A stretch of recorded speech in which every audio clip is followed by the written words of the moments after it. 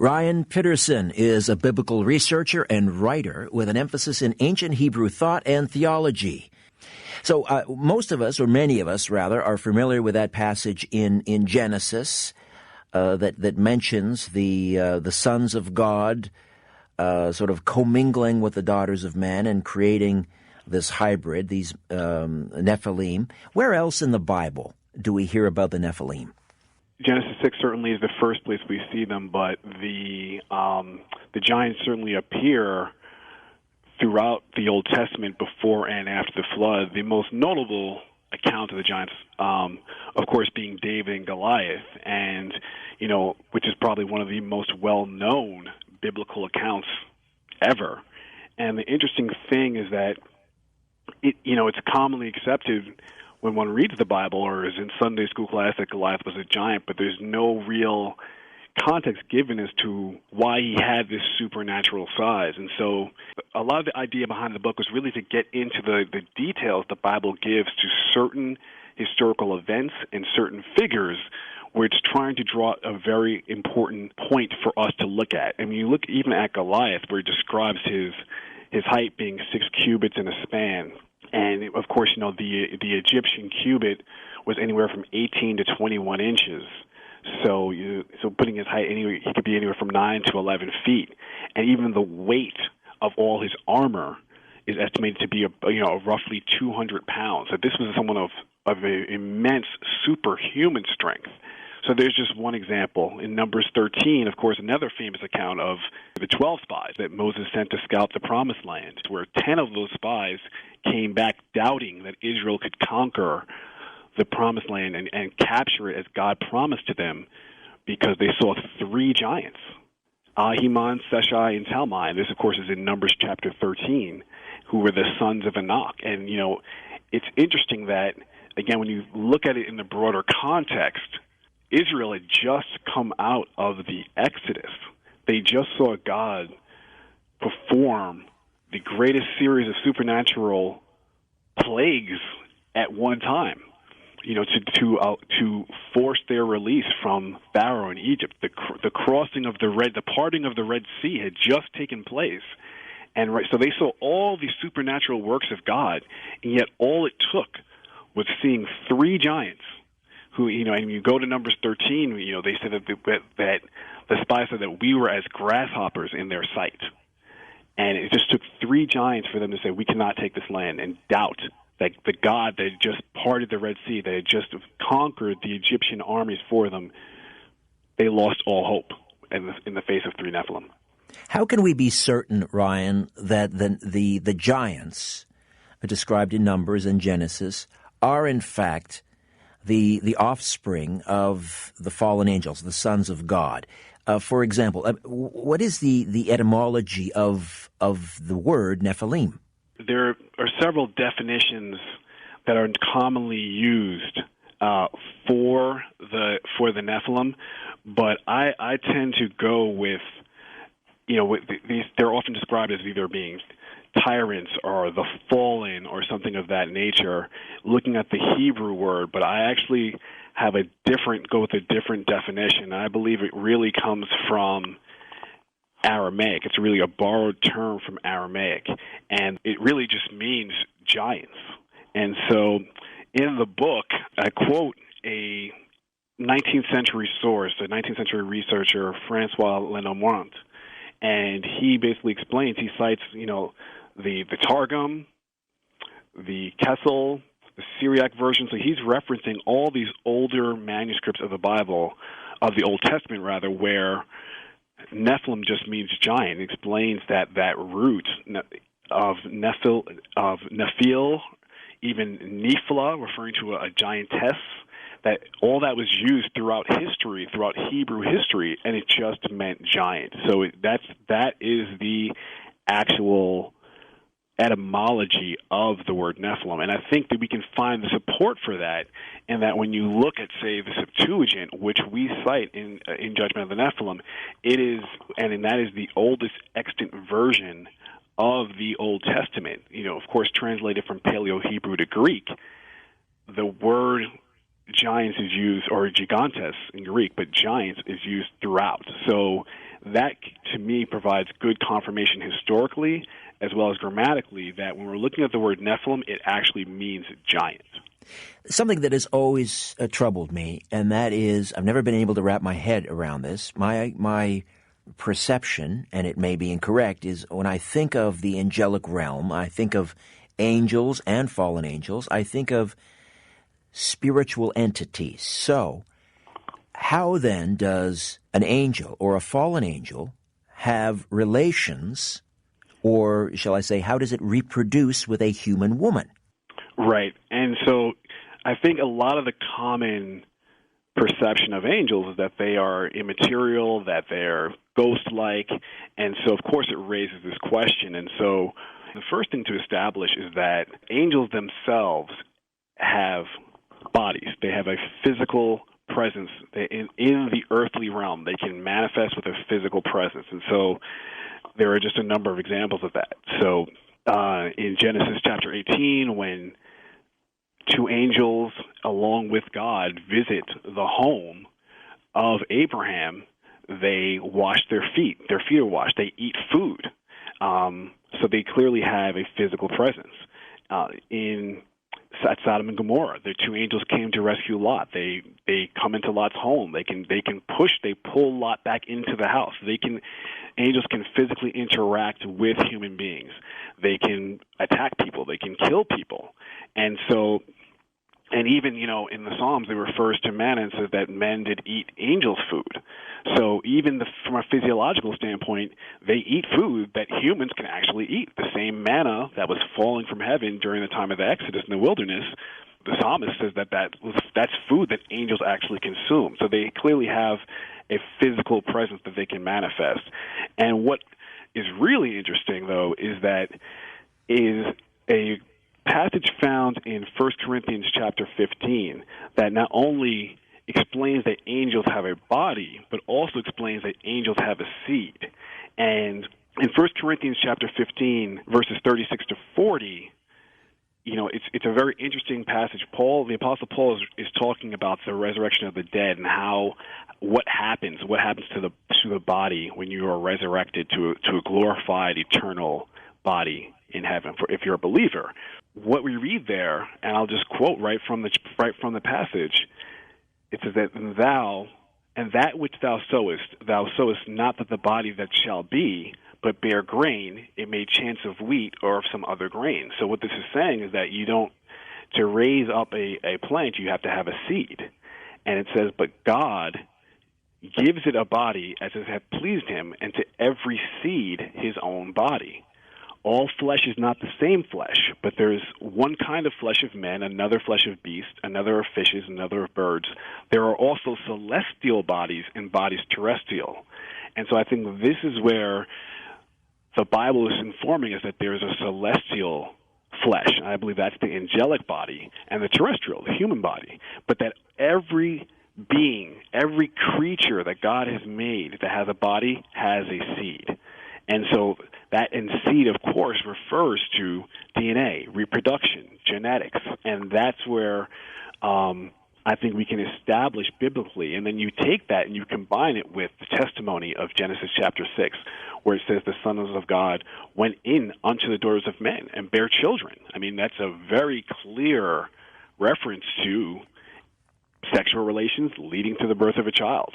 Then you take the testimony from the book of Jude, where we read that the angels who sinned, who left their first estate and sinned and went after strange flesh. It compares them to Sodom and Gomorrah, talking about fornication.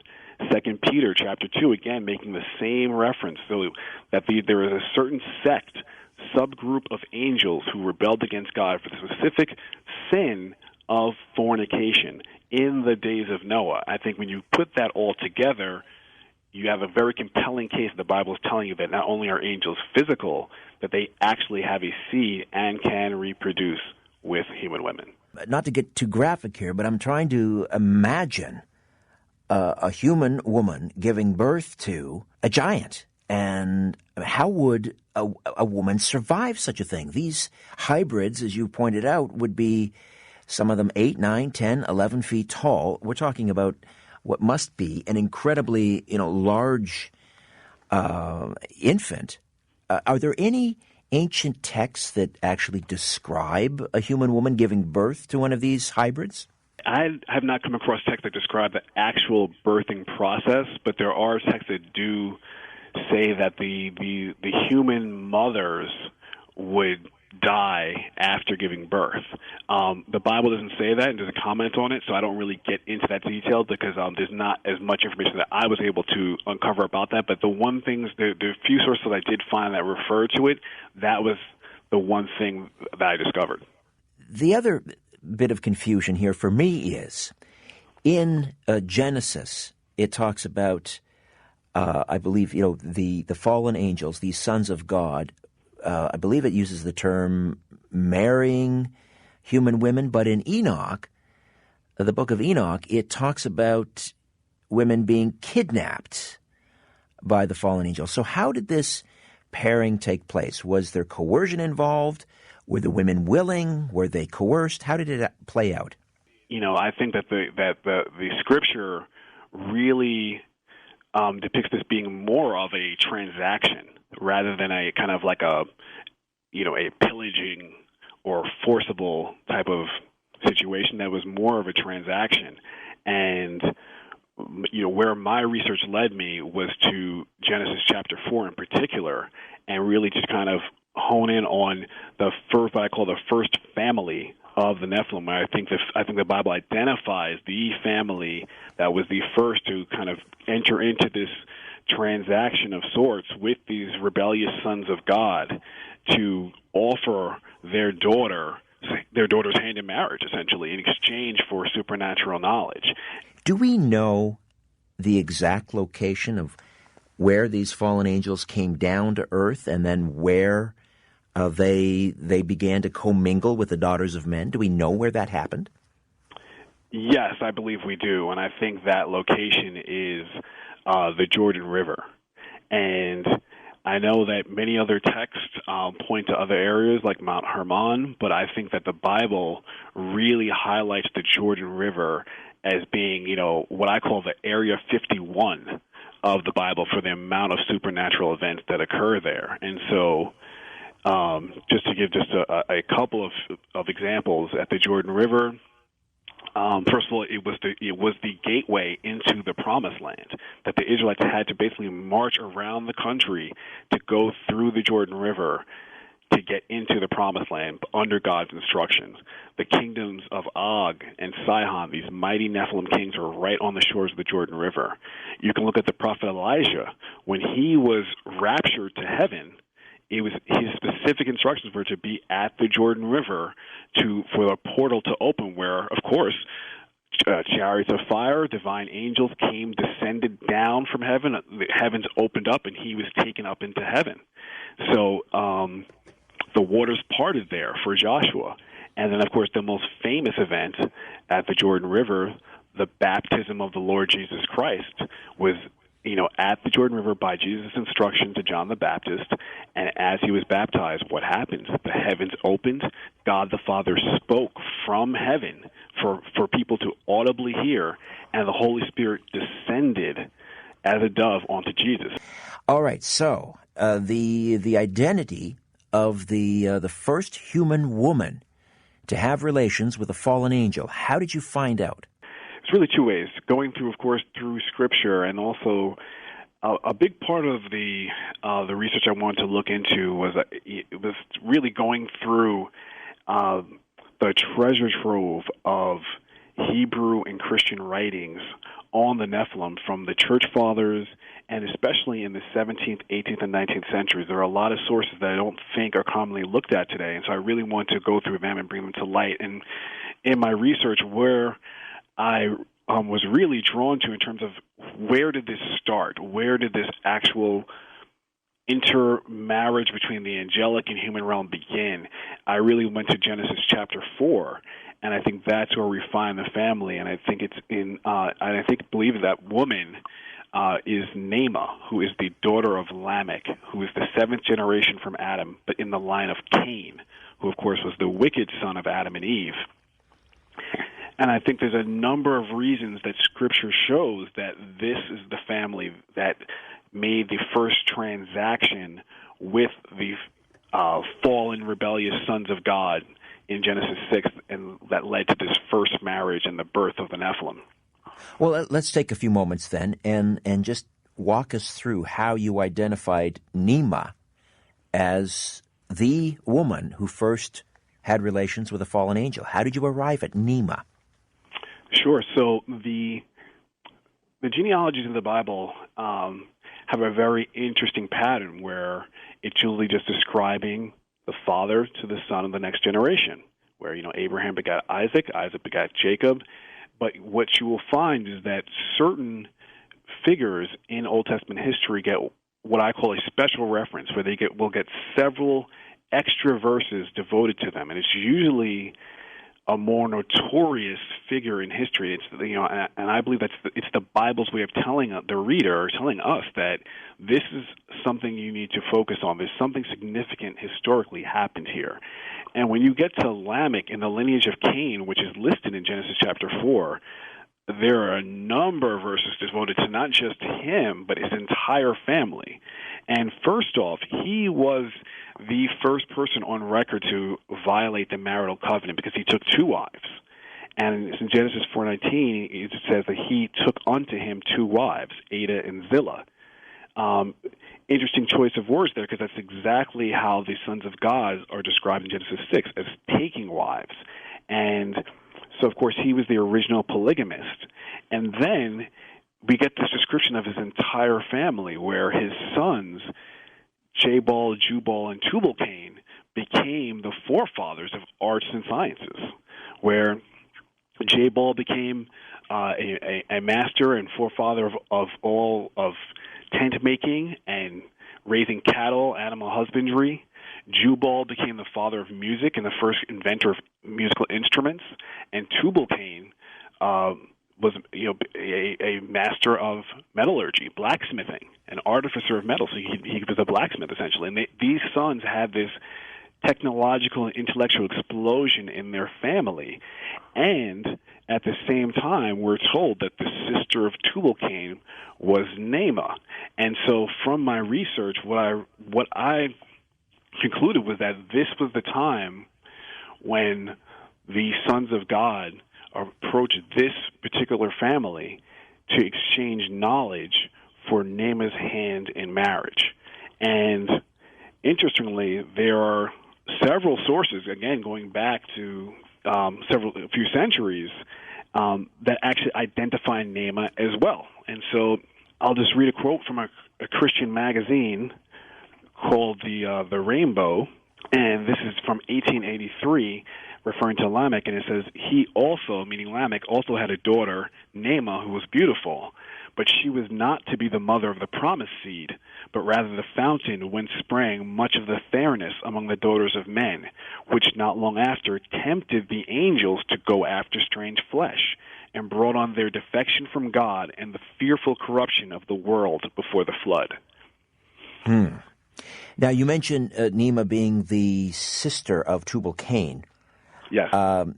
I seem to recall, according to legend, and you mentioned that he was sort of the father of metallurgy, and this would have been knowledge that he received, I guess, in exchange for his sister's hand to be married to a fallen angel. But Tubal-Cain, if I'm not mistaken, was the one who is credited with fashioning the spear tip known as the Spear of Longinus, which was used to pierce Christ's side during the crucifixion. And whoever held the spear, the spear of destiny, as it is sometimes referred to, and Charlemagne had it, and I believe Hitler had it. This person wields tremendous power. Do I have that story right? Do you know about that? I have seen several articles, both recent and historical, that reference Tubal-Cain as that. In addition to saying that the god Vulcan was Tubal-Cain, and that he was deified in the ancient world as well. So Nema is offered up in this bargain. Do we have a description of the fallen angel that she had relations with, that she married? Was it Satan himself, or was it another fallen angel? Do we know? Yes, I believe that the first ruler, that once the giants were populating the earth and the fallen angels who were marrying human women were now taking over the world, I believe the Bible does identify who was the first sort of emperor over the antediluvian world. All right. Do you want to share that with us? Yes. He's referred to in the scriptures as the Assyrian, and it's primarily found in Ezekiel chapter 31 and 32 is really where we find a description of this figure, this angelic figure. And the thing to understand first off is that there are several passages in Scripture that I refer to as esoteric passages, where the Bible is maybe referencing a king or a prince by name or by title, but it's really a reference to, say, the devil or an angelic being. The most famous of those would be Isaiah chapter 14, where it says, Lucifer, son of the morning, all that have fallen, and it's listing, although it's initially addressed to the king of Babylon, most people acknowledge that that passage is actually referring to the devil. And so Ezekiel 28 is another example, but in one chapter, Ezekiel 31 is not often referenced in this way. But I believe upon close inspection, it's very obvious that just like those other two passages, that this passage, Ezekiel 31, is clearly referring in an esoteric manner to a fallen angel. I believe this Assyrian that's being described in this passage was the first emperor, the fallen angelic king of the pre-flood world. Now, for people out there listening who don't believe in the Bible, are there other texts, for example, from the Sumerians, the cuneiforms, or anything like that, that corroborates this account that's also in the Bible? Yeah, absolutely. And so one example that I thought really stood out for me was the account of Plato's Atlantis. And so it's almost remarkable how similar the description of, Ezekiel 31 basically describes the rise of this fallen angel, spawning many children, having this great kingdom with an abundance of resources and rivers and all sorts of military power, and then having it crumble.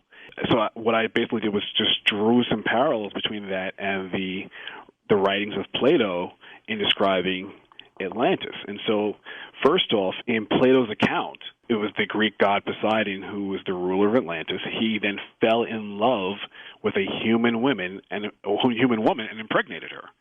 And so, right from the onset, it was a god coming to the earthly realm and conceiving a child with a human woman. Again, in the same fashion of Genesis 6.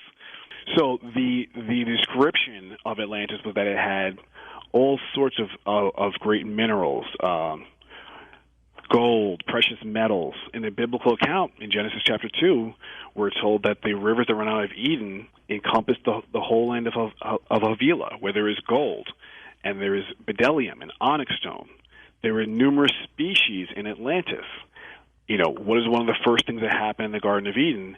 That you see that there are animals that Adam is in charge of naming.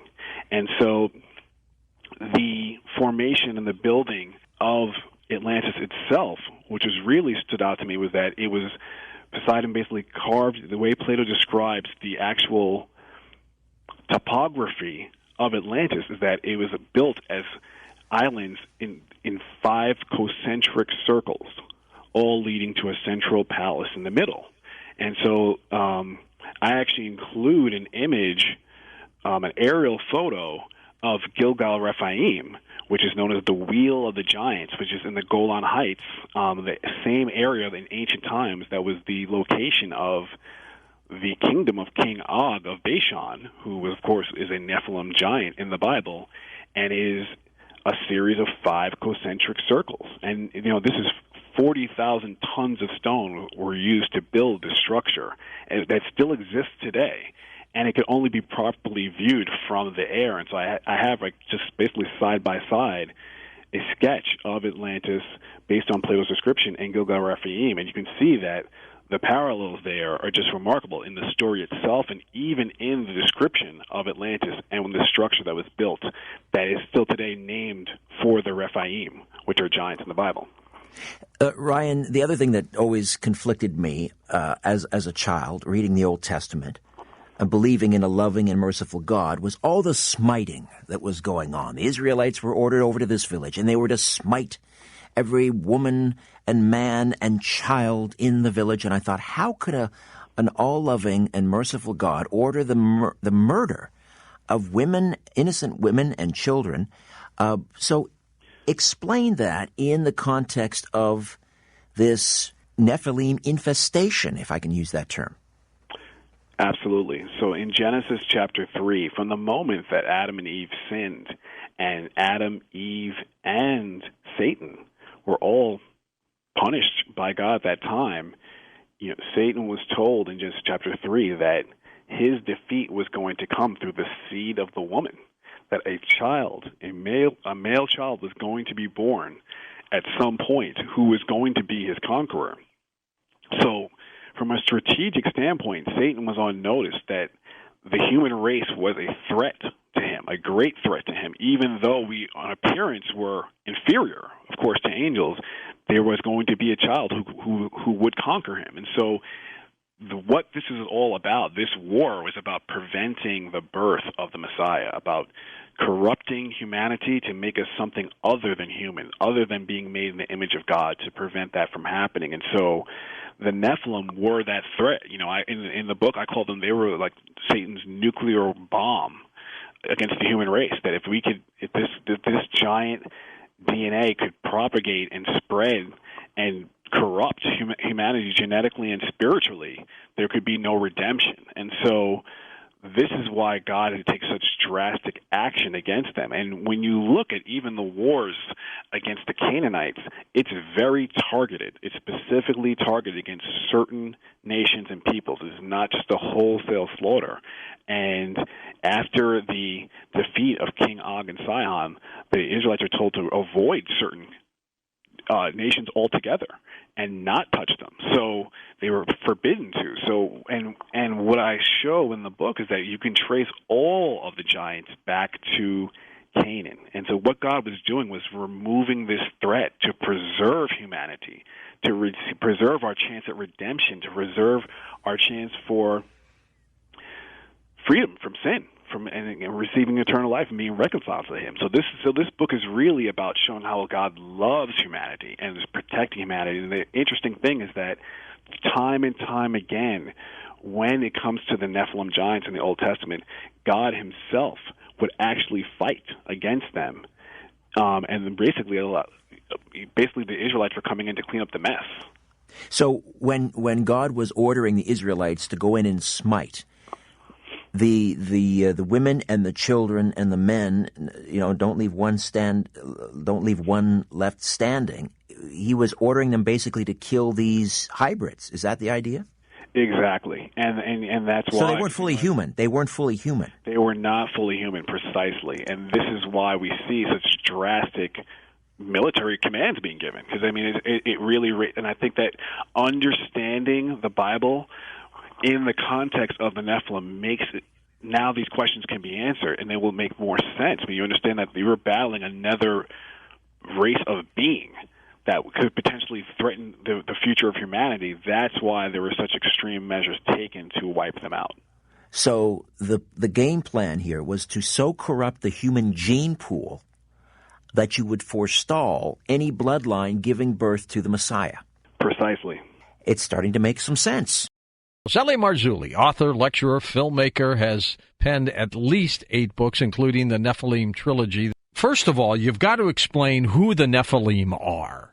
There is an ancient prophetic text which sets up something which I believe has been carrying on for literally thousands of years, and it's this. And it's actually from the book of Genesis, first book found in the Torah. And it says, and here's the backstory there. You've got the God of the Bible, Adam and Eve, and you got the serpent. And the God of the Bible basically states something which is profound. And he says this: your seed, talking to the serpent, will be at war, at enmity with the seed of the woman. He will crush your head. You will bruise his heel. There's a prophetic narrative there because the he that's talking about becomes Messiah. The seed of the woman eventually becomes Messiah. The seed of a serpent, 3 chapters later in Genesis 6, erupts. And what we read is something that's profoundly disturbing. We hear that the sons of God are the fallen angels, and they see the women, and they desire them, and they take wives from whomever they want to. They take these women, they impregnate them, and the offspring is a hybrid being, part angelic, part human, which probably means, and I'm reading into the scripture here, that they have superhuman powers on some level. Well, that tells me, number one, that they, the Nephilim, are physical beings. Mm-hmm. They aren't spiritual by any means, are they? No, but they may have supernatural powers that mere mortals do not have. What's interesting is, apparently, one of the side effects was giantism. And what's interesting also is it says the Nephilim were on the earth in those days and also afterwards. Then you've got our shooter, which is one of the guys that shot this thing. And he says the thing was about 12 feet, absolutely humongous, 6 fingers, 6 toes, flaming red hair. He moved with an agility and speed that just defied him. I mean, he just looked at it and went, how can this guy move that quickly? But he did. And he impaled one of the soldiers, and they brought him down by shooting him. And there's probably 12 to 15 guys in this platoon. They shot him in the face. They basically blew his head off, is what they did, and down he went. Where did the Nephilim come from? I mean, these aren't cases of angels coming from heaven. To me, it sounds like they're coming from a planetary system out there. Well, and that's up for grabs, isn't it? Look, anything that's not from this planet is extraterrestrial. So if I say an angelic being, call it what you will, is an extraterrestrial, now people can say, oh my gosh, but in essence, that's exactly what it is. Anything off-world is an extraterrestrial, even if something that is off-world is interdimensional.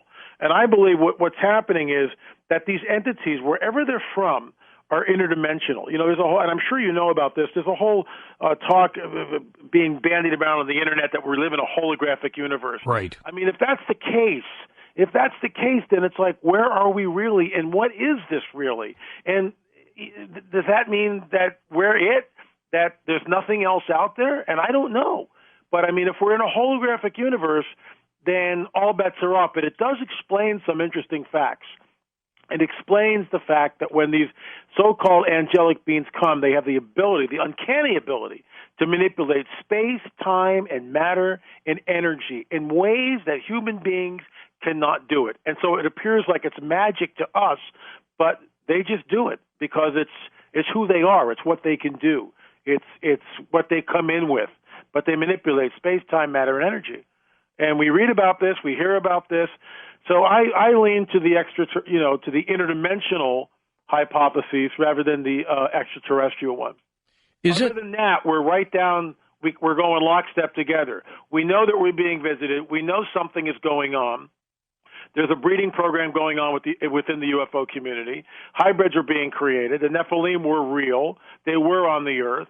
The ancient structures that are all over the planet, from Gaza to Peru to, Machu Picchu. I mean, wherever you want to go. I mean, this is, in my opinion, it's you can't duplicate these things today. You can't. Even with the modern technology that we have, you can't build a wall like what we see in Sacsayhuaman. Isn't it amazing how when you read Genesis and just try to equate it to a real-life event, it echoes it almost perfectly? I agree. I mean, I'm right there with you. Something is going on, and all of this is really hidden from most people. Even in the churches, most people never get into this stuff. They read about supernatural events in the Bible and the Torah, but when they're faced with something, like we showed that fairy, and this, of course, is the work of Jaime Maussan, and Jaime allowed us to go with this, and this 13-year-old kid found it on the side of a road and brought it to Jaime, and we were down there 3 years ago filming Watcher 7, And Jaime, let us film, and we interviewed him, and we interviewed the geneticist Ricardo Rangel, and they did DNA testing on this thing. And I mean, we were taken aback by what we were seeing. And I'll just spill the beans here because people need to know about it. And we talked about it in the last show, but we did the X-rays of this thing. Jaime sent us the X-rays. We were there when they took the creature out, got it X-rays, and we had no idea what we were looking at because there were all these little white dots placed asymmetrically in the body that showed up on the X-ray. We didn't know what it was. Well, I went to a veterinarian out here in an undisclosed location near where I live, and I sat with the vet, and he looked at the X-rays, and my first question to him, look, is this some kind of a hoax that somebody put this thing together from different animals? And he looked at it and said, it's part of me wants to go there, but if it is, it's done so masterfully. I can see everything. Everything fits together perfectly. There's spaces where everything attaches to the pelvic girdle, and the bones of the legs and the arms are hollow, which would make sense if something had to fly like that, and where the wings attach. There's more mass, there's more bone, more muscle. So I said, well, what about these white dots? And he goes, oh, I've seen those before. And I go, what do you mean? He goes, they're BBs. And I went, what do you mean by BBs? And he goes, like buckshot, like bird shot. And then the light bulb went off. And I went, oh, my gosh, this thing was shot out of the sky. And that explains the broken bone that we see in the X-ray in the leg. I mean, you can see it. It's fractured. Oh, it's bizarre. Now, the picture on the cover of the Nephilim hybrids, that's the creature in a jar, right? That's the creature in the jar. We sat on this story for 3 years. We're still investigating it. It's amazing how people who have never seen it, never looked at the X-rays, but they think they know everything about it, and they don't know anything about it. We're not here trying to promote a hoax to people. We're not trying to do that. What we are trying to do is, what is this thing? And really get to the bottom of it, sure. Exactly. And I was leaning towards hoax the whole time until I sat down with the vet. And once he said birdshot, then I went, okay, so this is birdshot. These aren't little drops of hot glue which is holding this thing together. And that matches the story of someone using a shotgun. Exactly. Wow. Is it possible that this creature, which has a face of a human, basically, doesn't it? Sure it does. Could it be some kind of an insect? I mean, if you look at a praying mantis, it looks like a little man. And then, so take a different creature that has more of a human look to it with wings. Could there be some kind of insect or species out there that we really haven't uncovered yet? Look, anything's possible, and that's why more testing needs to be done on this thing.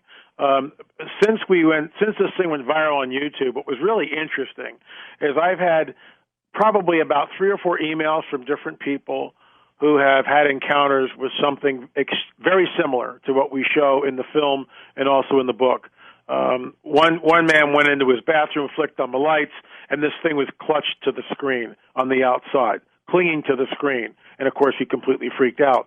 Someone else saw something drive by their car fairly recently that looked very, very similar to what we show in the video. And the guy, I questioned him, and the guy went, look, whatever this thing was, as I'm driving, it didn't fly horizontally like a bat or a bird would. It flew upright. In other words, the thing was standing and flying. And he was just, am I really seeing what I think I'm seeing type of thing? So we've had some people that have emailed me telling their story, telling what they've seen, and that's what's so incredible about being on Coast and putting things on YouTube and getting the word out. All of a sudden, people start coming out of the woodwork, and they're not afraid of ridicule. They're not afraid to tell their story, and so we're getting some feedback on this, which is good. I'm not calling this thing a Nephilim hybrid. I don't know what it is. There's been no DNA testing that we've seen results of. We have seen the X-rays. It does seem to be real. The face looks human, pointed ears, teeth like a lion. The wings are there.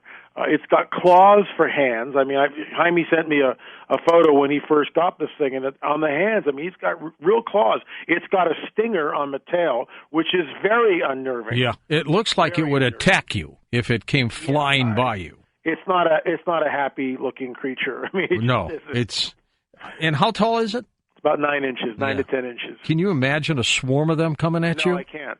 I not at all. And you know what's really strange, George, Southern California, hummingbird people, we've all been around a hummingbird. But the first time I heard a hummingbird, I didn't know what it was. I was startled by it. And I'm looking around like, what is this thing? And like 6-7 feet away, there's a hummingbird.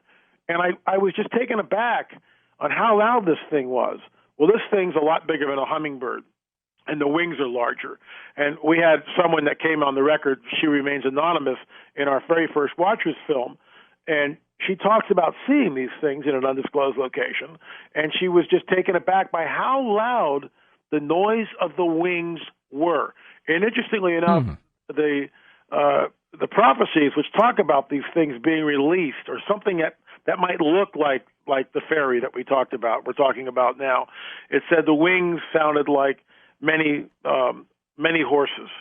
Talk about the Lovelock Cave handprint. What is that, L.A.? Now, the Lovelock Cave is in Lovelock, Nevada, and it was originally it was a site of the Paiute Indian tribe, First Nation people, Native Americans. I actually spoke with a Paiute Native American elder about the cave, one-on-one, which is incredible. I said, can you tell me about the cave? And she's telling me this oral tradition, which has been handed down through the centuries. She talked about these large, very tall, very strong, red-headed giants that lived in the area that would take the women, take the children, and eat them, so they were cannibals. And what is now in front of the cave, it's a dry lake bed, but you go back 1,000 years, and there was water there. It was very lush and very verdant. The cave has been sealed off by the BLM, and originally, the cave went way back into the hillside. We'll never know how far back it really went because it's all sealed off. So when you go there, there's really not much to see. There's just a cave. The legend that was told to me by this Paiute elderess was this, that the tribe finally got tired of having been raided by these giants and these cannibals taking their children and eating them. Jeez. They had a war party, and they warred against the giants. And they basically gave them an ultimatum. Stop doing this, get right, or we're going to wipe you out. And, of course, the giants wouldn't do that. They retreated to what is now known as the Lovelock Cave, and they went deep into the cave. Interesting. It's always a cave, just like the Afghan giants. Yeah, that's right. Yeah, really interesting with that. And so the Paiutes took all this brush and put it in the mouth of the cave and piled it and piled it and piled it. And then they set it on fire. And as some of the giants would run out, they were shot. Interestingly enough, in the dry lake bed around the 20s and the 30s, 1920, 1930, I have the paper someplace to clip. I believe a 12-footer skeleton was found of a male and a 10-foot female.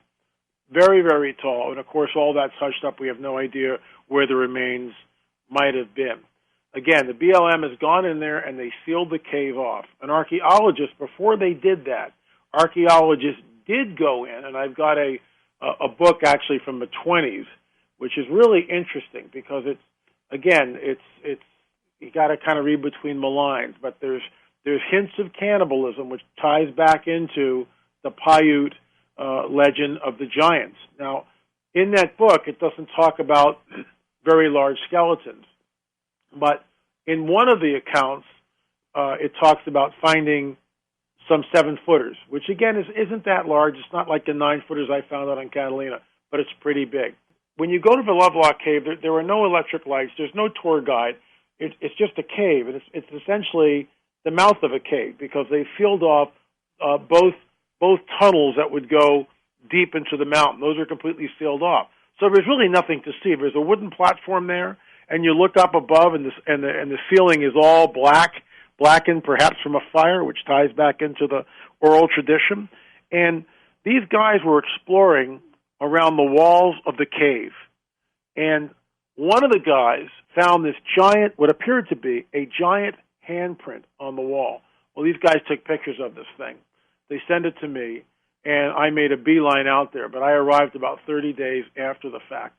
So we get to the site. We're all excited. We hike up this trail. There's no one around, and you can. By the way, when you're in the mouth of the cave, you can see for miles, literally. It's an amazing vantage point. Strategically, it would be a great place to defend and hole up, which is what according to the Paiute tradition, the giants did.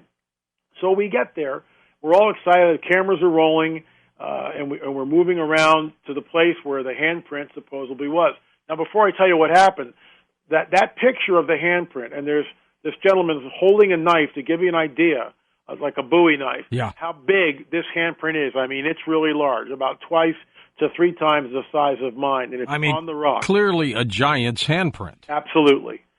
And it's there, and he posted it on Facebook, mistake number 1. And unfortunately. So by the time we got there, and again, this is in the back recess of what is now the last remains of the cave, and you really got to be looking for it. There's no lights. You got to have flashlights, and you got to be looking for this thing. So we get there, and Ron and Joe are freaked out because they can't find it. And Joe goes, or Ron goes, one of them basically say, look, this is the rock. I know this is the rock. This is the place. It's not there. George, someone had come in and either chipped it off, washed it off with acid. The bottom line was it was completely obliterated.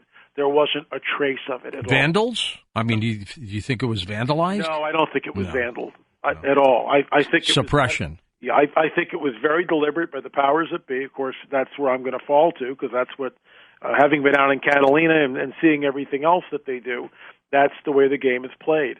And they didn't want this out there. So what's interesting to me is that hand ties back into the Native American oral tradition.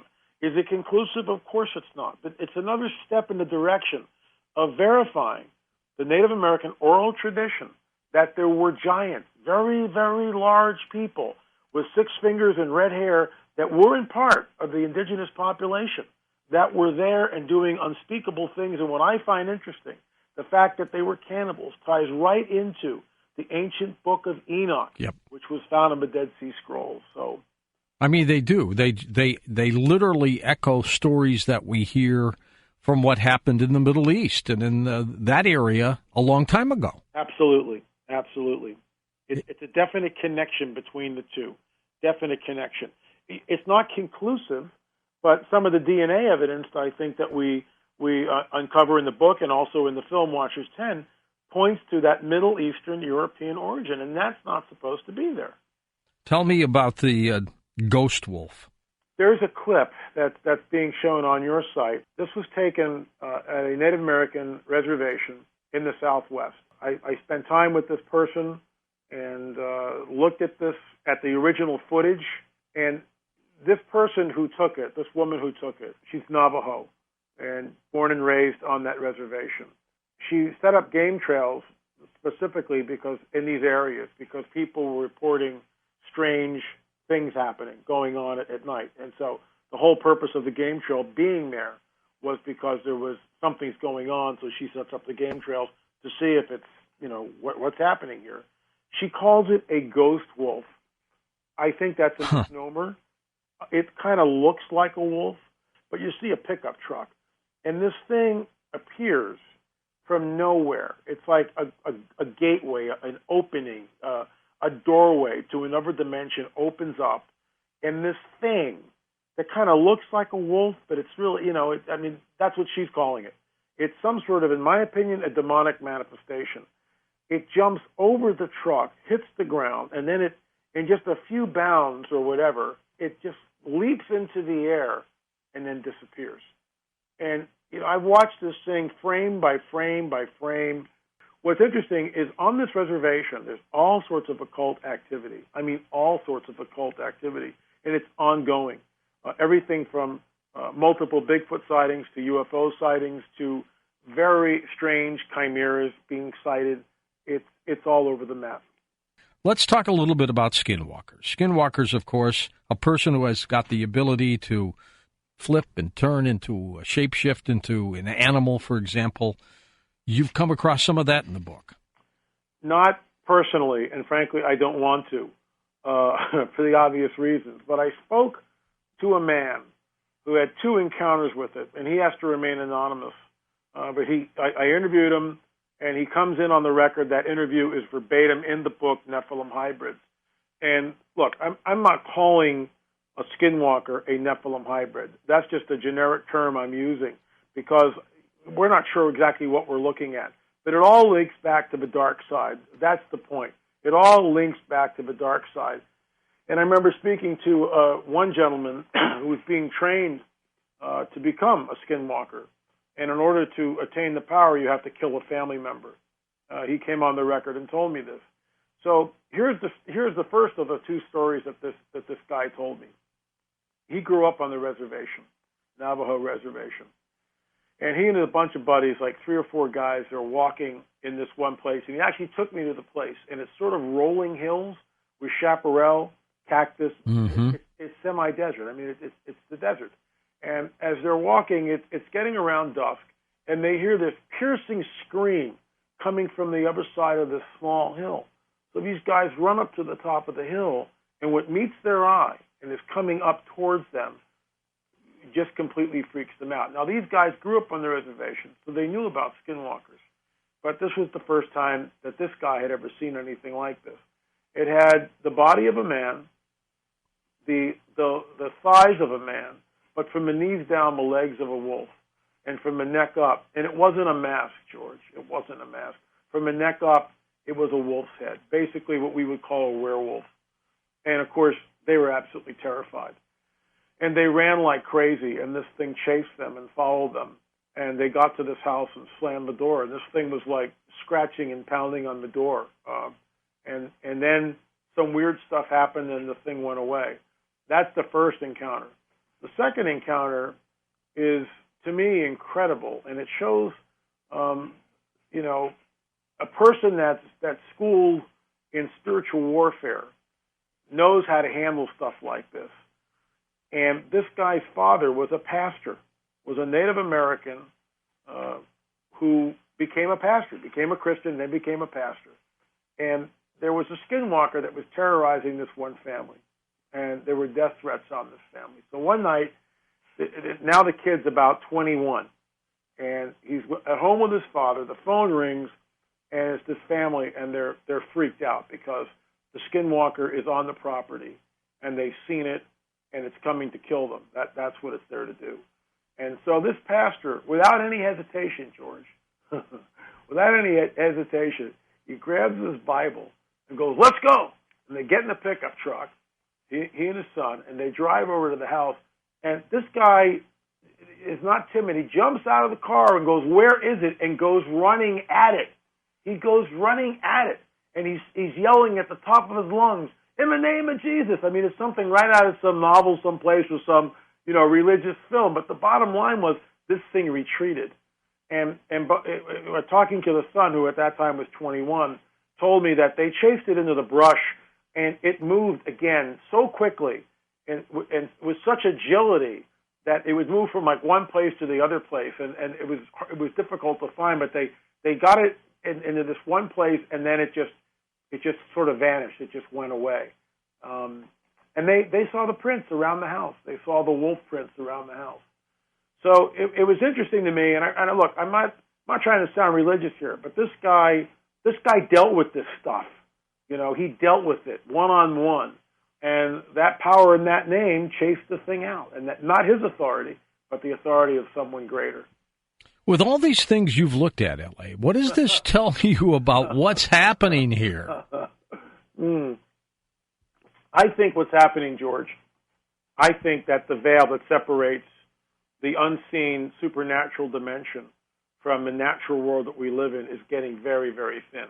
I remember a few shows ago we were talking about black-eyed kids on your show, and that was in Watchers 5, and we interviewed people like David Weberly, who was just an expert on that. Incredible researcher. But we sat down with a woman, Leah Campen, who came on the record. She had an encounter with this thing, and Richard Shaw did a wonderful job reenacting that in Watchers 5, and it looked like something out of the X-Files. But these black-eyed kids are real, and I'm gonna guess I get at least one a month an email from first-person account where someone has an encounter with it. There was a woman that just wrote me recently, like in the last 24 hours.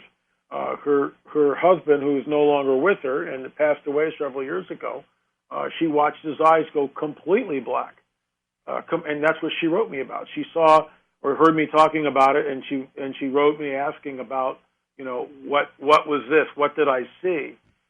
And this guy's eyes went completely black. And we've heard more, like I said, I get about one a month, roughly, from somebody that has an encounter. So something's going on. I think things are shifting.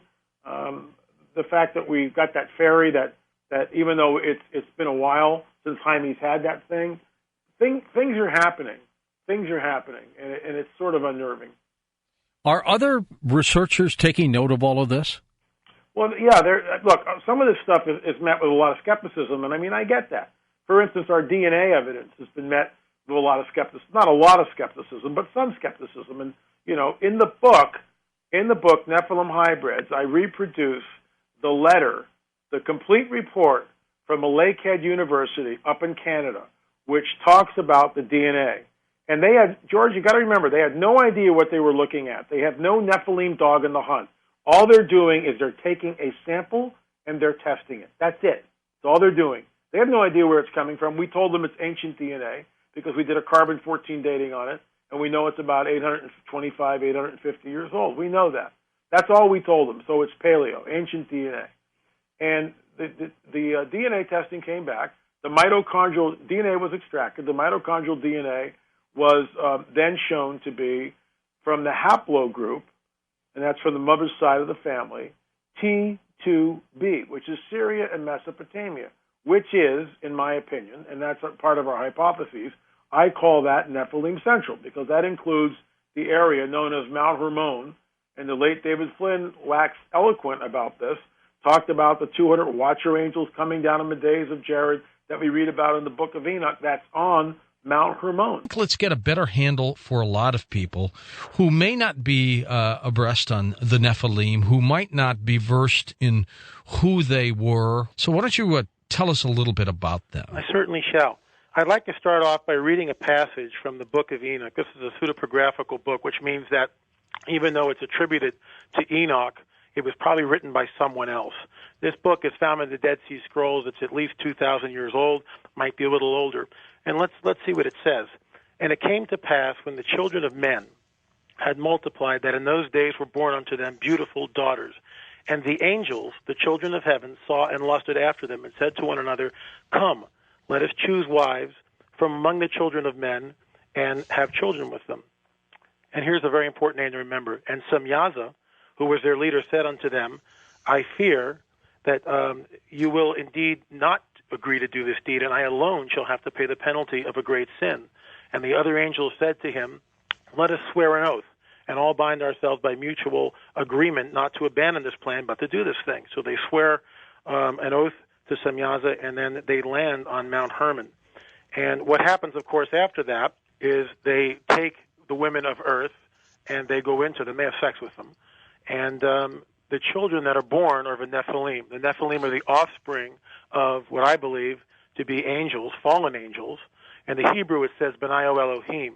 In the Old Testament scriptures, in the Hebrew scriptures, that Benayo Elohim always indicates angels. Now, it doesn't differentiate between good angels or bad angels, but it's always angels. Right. Now, did these angels, these fallen angels, Lynn, manifest themselves to look human, or did they look human in the first place? Good question.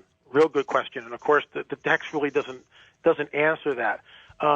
Let me point to another story which might answer that. Okay. All through ancient Hebrew scriptures, when angels do appear, oftentimes they're just mistaken as men. They're mistaken as men. So I believe that they were probably very good-looking men. Right. But I also believe that they have the ability to shapeshift, and we can get into that later. Okay. So they come down. Semyaza is what? Their kind of the ringleader. Lead angel. Okay. Correct. A good guy, right? A good angel? No, I believe he was a fallen angel, one of the bad guys. Okay. So his mission then wasn't well intent. Well, what they're doing, if you actually get into the story and you read it, what I think the whole purpose of this thing was to somehow ruin the genetic line of man. And there's a reason for that. We can get into that later. But I think that when they first came down to the time of the flood, which is the judgment for what they did, and wipes out, according to, if you believe the stories, I do believe the stories, wiped out over the earth. It was a global flood. If that really happened, then you have about 400 years from the time they first touched down on the planet till the flood. So a lot of mischief was done. A lot of stuff happened. And they also, in order to do that, in order to gain the access to the women, and here's a point which we might get into a little bit later, in order to gain the access, they actually had to have permission from mankind. And what they did is they dazzled early man, or at least the people that were inhabiting the earth, with some sort of technology. And it says specifically weapons. They showed them weapons. And of course, if we leap up into, let's say, what we all know as the Roswell incident, right, and what happened there, and the technology, people like Bob Lazar talk about, the technology, the back engineering, and, all that is, I don't want to say folklore, but people have come out and talked about it. And when enough people start talking about it, you begin to wonder. But there are similarities between the Roswell trade and the trade that happened thousands and thousands of years ago. There seems to be like, okay, we'll give you access to the population, we'll give you access to the women, we'll take the weapons and everything's fine. And or maybe the fallen angels scared the heck out of humans at the time with their weapons. Maybe we didn't have a choice. That's kind of interesting. Although I kind of lean to the way the text says that they didn't. There seemed to be like a mutual agreement. I mean, here are the weapons; these look good, and we'll give you access to the women. But I hear what you're saying. That's a possibility. Because the text doesn't go into that, but you might be able to read that. Why, for example, you go into Iraq and hand weapons to insurgents to say, hey, we want you to calm down.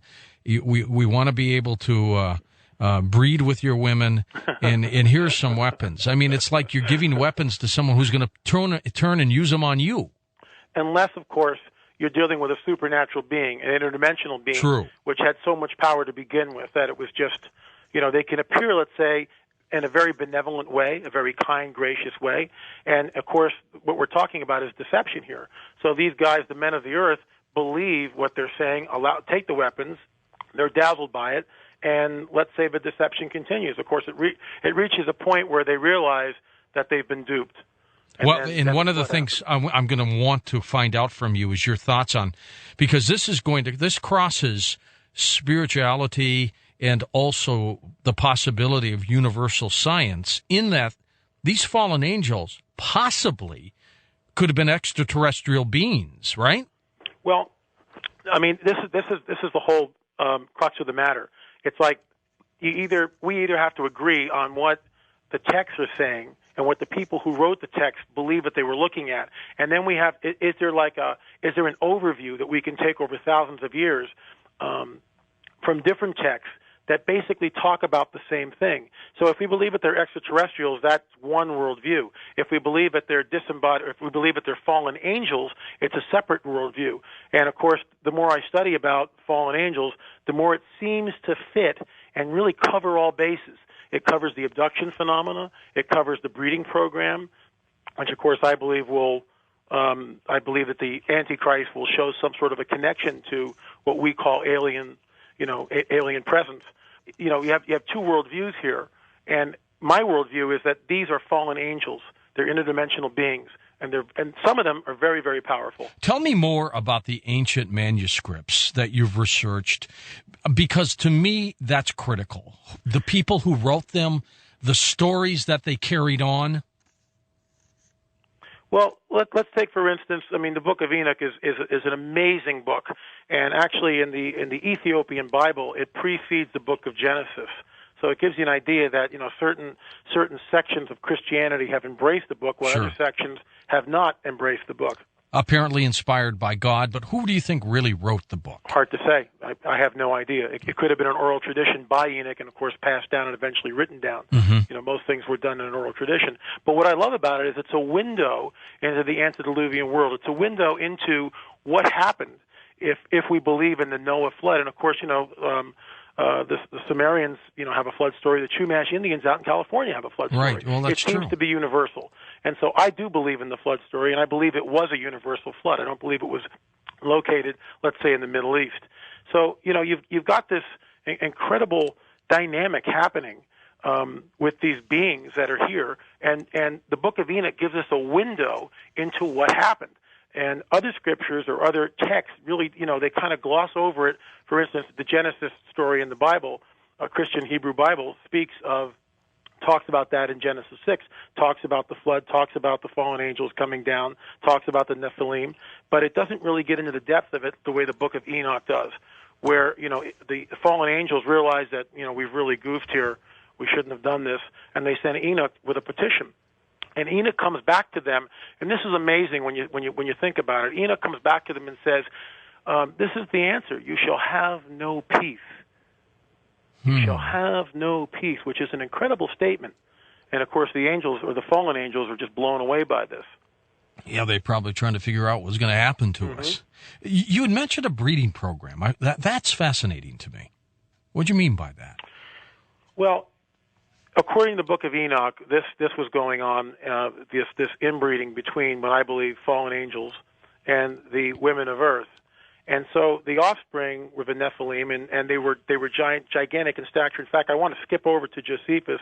This is from the first century Jewish historian.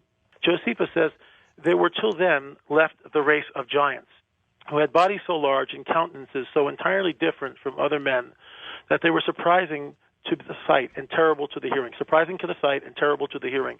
The bones of these men are still shown to this very day, unlike to any credible relations of other men, which means that during the first century, the bones of the Nephilim were openly on display in Jerusalem, and anyone living in that time would have seen them, could have seen them. How big do you think they were?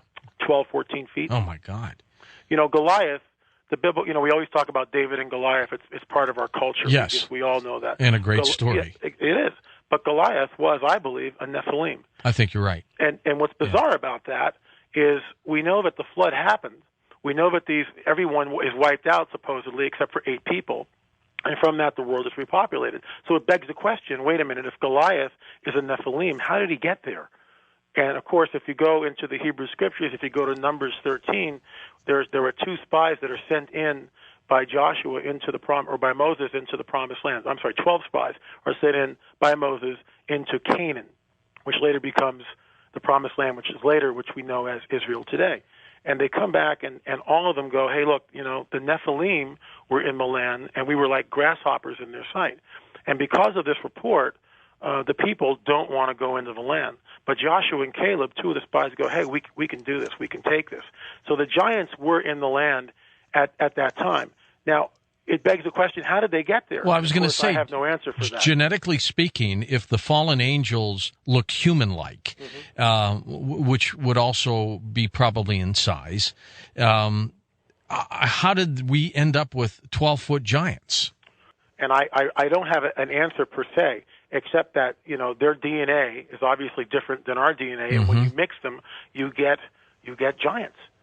You get people who are 12 to 14 feet in height. And I guess there are no survivors from that past civilization? Well, it's interesting. Even in the Americas during the last century, in places like Ohio and in the Midwest, they would come upon mounds and they would see what they believed were red-haired giants, that bones with skeletons over 9 feet tall in some cases.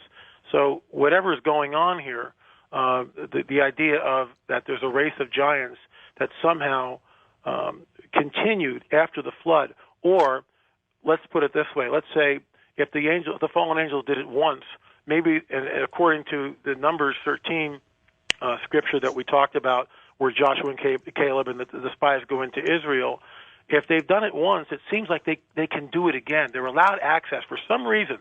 They're allowed access. Now, I don't have the answer to that. I don't know how they got back in, and why the overseer, call him God if you would, right, would allow them to come back in. That's a mystery. And if you jump into modern times, which we can get into a little bit later, I believe the Holocaust, and this is a whole a whole different bag here. But Hitler, the occult connections of the Nazi Party, what they were into, I believe that the Holocaust was very deliberate. I believe it was luciferically inspired, and I believe it cracked open an opening which allowed the entrance once again of the fallen angels into the world. Fascinating theory. Any proof of large dwellings or structures, are they found anywhere on this planet where these people might have reside? It's interesting when you speak about that, and you start looking at the megalithic structures that are not only in the Middle East, but they're everywhere. South America has them. I'm thinking of Chichen Itza for one, Machu Picchu for another. Obviously, the Great Pyramid. Baalbek is one of my favorites that comes to mind. And many of these, the local legends say, for instance, Chichen Itza, the local legend says that the giants built them. Baalbek, the same thing. It's separated by thousands of miles from Lebanon to where Chichen Itza is located, thousands of miles different, and yet the local legend says the giants built them. And if you're familiar with Baalbek, some of the stones are just, we had trouble moving them today. Some people think it might be an ancient landing pad. Could be. Yeah. Could be. The technology of the day, do you think there was some tremendous high technology here? You talked about weapons, for example. Where did this technology come from? Exactly. It begs the question that if they're showing weapons, that means they had some sort of technology, which means that the nuts and bolts theory behind UFOs could be real. In other words, just because they're fallen angels and just because we're not sure exactly what they can or cannot do, scriptures and texts, ancient texts, aren't really exhaustive on what their capabilities are. It doesn't say, fallen angels can only do this. We know certain things. We know that they can disguise themselves even as an angel of light. We also know that they can appear as men. I believe that they can shapeshift. But I also believe that they're super scientists. And I believe that they're capable of creating all sorts of things. Certainly the nuts and bolts hardware of a UFO, what we call a UFO. Any tie-in with Zecharia Sitchin's Sumerian theories of the Anunnaki and the fact that they came here 400,000 years ago? Mm-hmm. I'm familiar with it. I don't hold to Mr. Sitchin's theories. Again, it's a different worldview than I have. I respect what he comes up with, and he's done some fantastic research. I just don't agree with his conclusions. And I believe that, for me anyway, that the best answer to that is the fallen angel theory, that what we're looking at is interdimensional beings that could be perhaps millions of years old. We're not sure how old these beings really are. We're not sure when this rebellion in the heavenlies took place. We only know that it did take place, and that when that happened, things really got out of control. And why really, Lynn? Why come here? Well, let me answer with the idea that in ufology, oftentimes they seem to come here and tell us that somehow Jesus Christ really didn't have to die on the cross, or that he really wasn't the Son of God, or that he was genetically manipulated to be Messiah. Why come, thousands of miles to tell us that? Why not give us the cure to cancer? Or millions. Exactly. But in the Nephilim trilogy, it speaks of that. There's a whole chapter where, the protagonist, one of the characters, is really wrestling with this whole theory.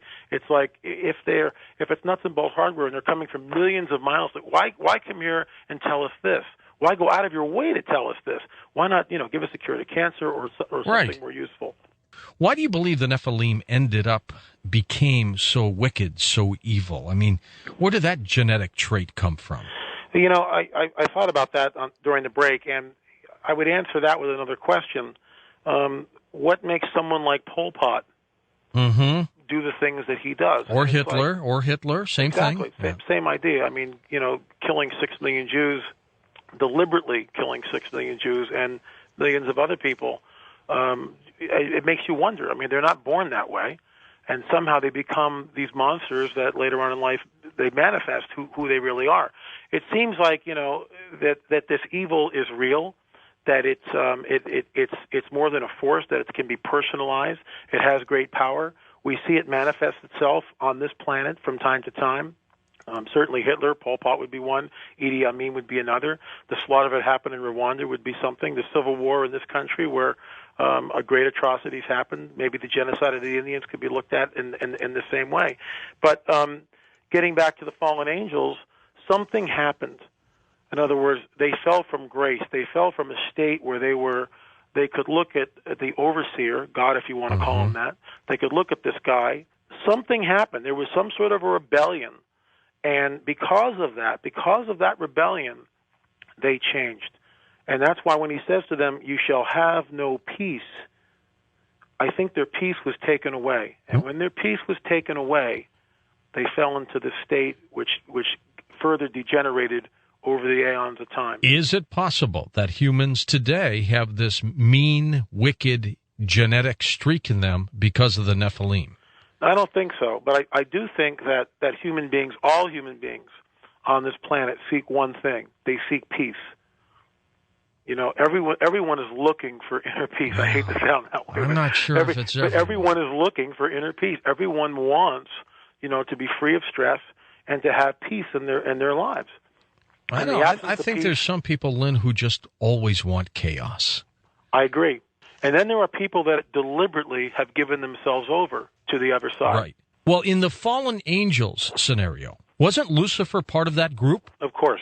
I believe that Lucifer, which means light bearer, at one time, apparently, according to ancient manuscripts, was one of the big guys, one of the big cheeses, one of the head angels, if you were. And he was the guy that led the rebellion. Do you think he walked this planet? I definitely think he walks the planet. Certainly, and again, going back to ancient texts, we see that there's one passage that comes to mind where there seems to be a council being held, and these angels, both fallen and good, present themselves to God, to the overseer, and the overseer, God says, where have you guys been? And Satan says, I have been to and fro walking over the face of the earth. So, I mean, it's a direct quote. Now, I wasn't there at the meeting, so I can't prove that he said it. But what I find fascinating, and the reason, getting back to Mr. Sitchin and why I don't hold to his worldview, the one thing that the Hebrew Scriptures especially have that the Sumerians don't have is a constant thread of prophecy which has been fulfilled in the past and is being fulfilled even today. And that's why I lean very heavily and very strongly on those Scriptures, because it seems that someone who's writing this stuff seems to be dwelling outside the space-time continuum, right, as we know it. Absolutely. They know the end from the beginning and the beginning from the end. It would be like in a helicopter above a parade. If you and I, George, were on the street looking at the parade, we'd see the Mickey Mouse float go by, and we'd wave to the people and wait for the next float. But if we were in a helicopter where the overseer is, we'd see the whole parade from beginning to end.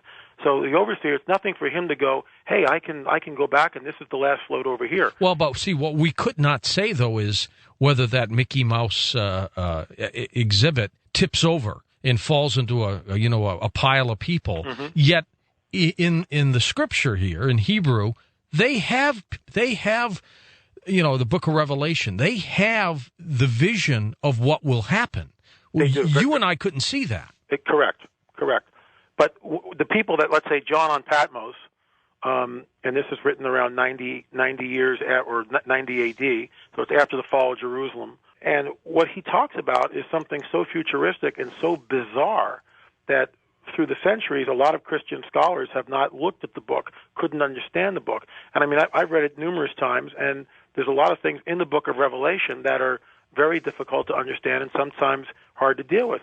The thing is, I believe he was taken there, and I believe he was shown that. Because, again, if you have this being, if you have this God who dwells outside the space-time continuum as we know it, it's nothing for him to show what will happen. I mean, you and I are bound, the whole human race is bound by this linear progression of time. You know, I'm talking to you right now, and the seconds are ticking. I can't leap into the future. I can if let's say I'm anointed that way. True. Or if the Spirit of God came upon me. Or you knew the secret. Well, I believe that in order for me to see ahead, I would have to have the Spirit of a living God come upon me and show me something. Now, I've had little glimpses of my own personal life from time to time, which I believe are, dare I use the word, Spirit-led. But I do. I believe that I've had glimpses of things that will happen, and then they have happened. Your books, the trilogy, all have either a UFO or an extraterrestrial look at it. The Nephilim, for example, sure. I mean, it's got a shadowy figure on the cover of what we have described as grays. Correct. Looks like the being coming out of the, Close Encounters. There you go. Revealing a great graphic of a city with UFOs. That's actually the Temple Mount in Jerusalem. That's what I thought. Yep. That's right. And it's all lit up, and you've got UFOs over that. So somewhere in your fiction that is also into the nonfiction, you do believe that there's, but so you believe in extraterrestrials. You just don't believe that it's planetary type, right? I believe that what we call extraterrestrials are actually fallen angels that are part of this, what I believe is the coming deception. I mean, it's already here. We're talking about it tonight, so it's not something that like 100 years ago. Sure. People, it wasn't part of the culture. Even in the 50s, it just started to become part of the culture. And now it's like, most everyone knows what a gray is. It's been enculturated. And I believe that what we're looking at is a deception. The alien gospel, if I can use that term, is one of the main points that they make is that we, the aliens, genetically manipulated us, the humans, over a period of thousands of years to produce modern man. Now, I just find that really interesting, and of course, some people believe that. But what it does is it goes against, every account of ancient scripture, which speaks of man being created ex nihilo. Well, assuming ancient scripture is correct or accurate. And the only reason why I believe the ancient scripture, this goes back to the prophecy thing, what I can kind of hang my hat on is the fact that whoever wrote this stuff seems to know the end from the beginning and the beginning from man, and it's prophecy that's, we can look back at it and see it's fulfilled in one area, and we can also see it being fulfilled in our lifetime. Israel is a perfect example of the prophetic word being fulfilled. Now, these fallen angels, do you believe they came here in flying saucers, UFOs? In some of the ancient manuscripts, some things from the Dead Sea Scrolls, it talks about sun discs. We've got through the ages, they talk about witnesses talk about silver discs. I think these things in ancient Indian the Vedas. Vedas exactly talks about certain flying machines that they used. So the technology could have been there.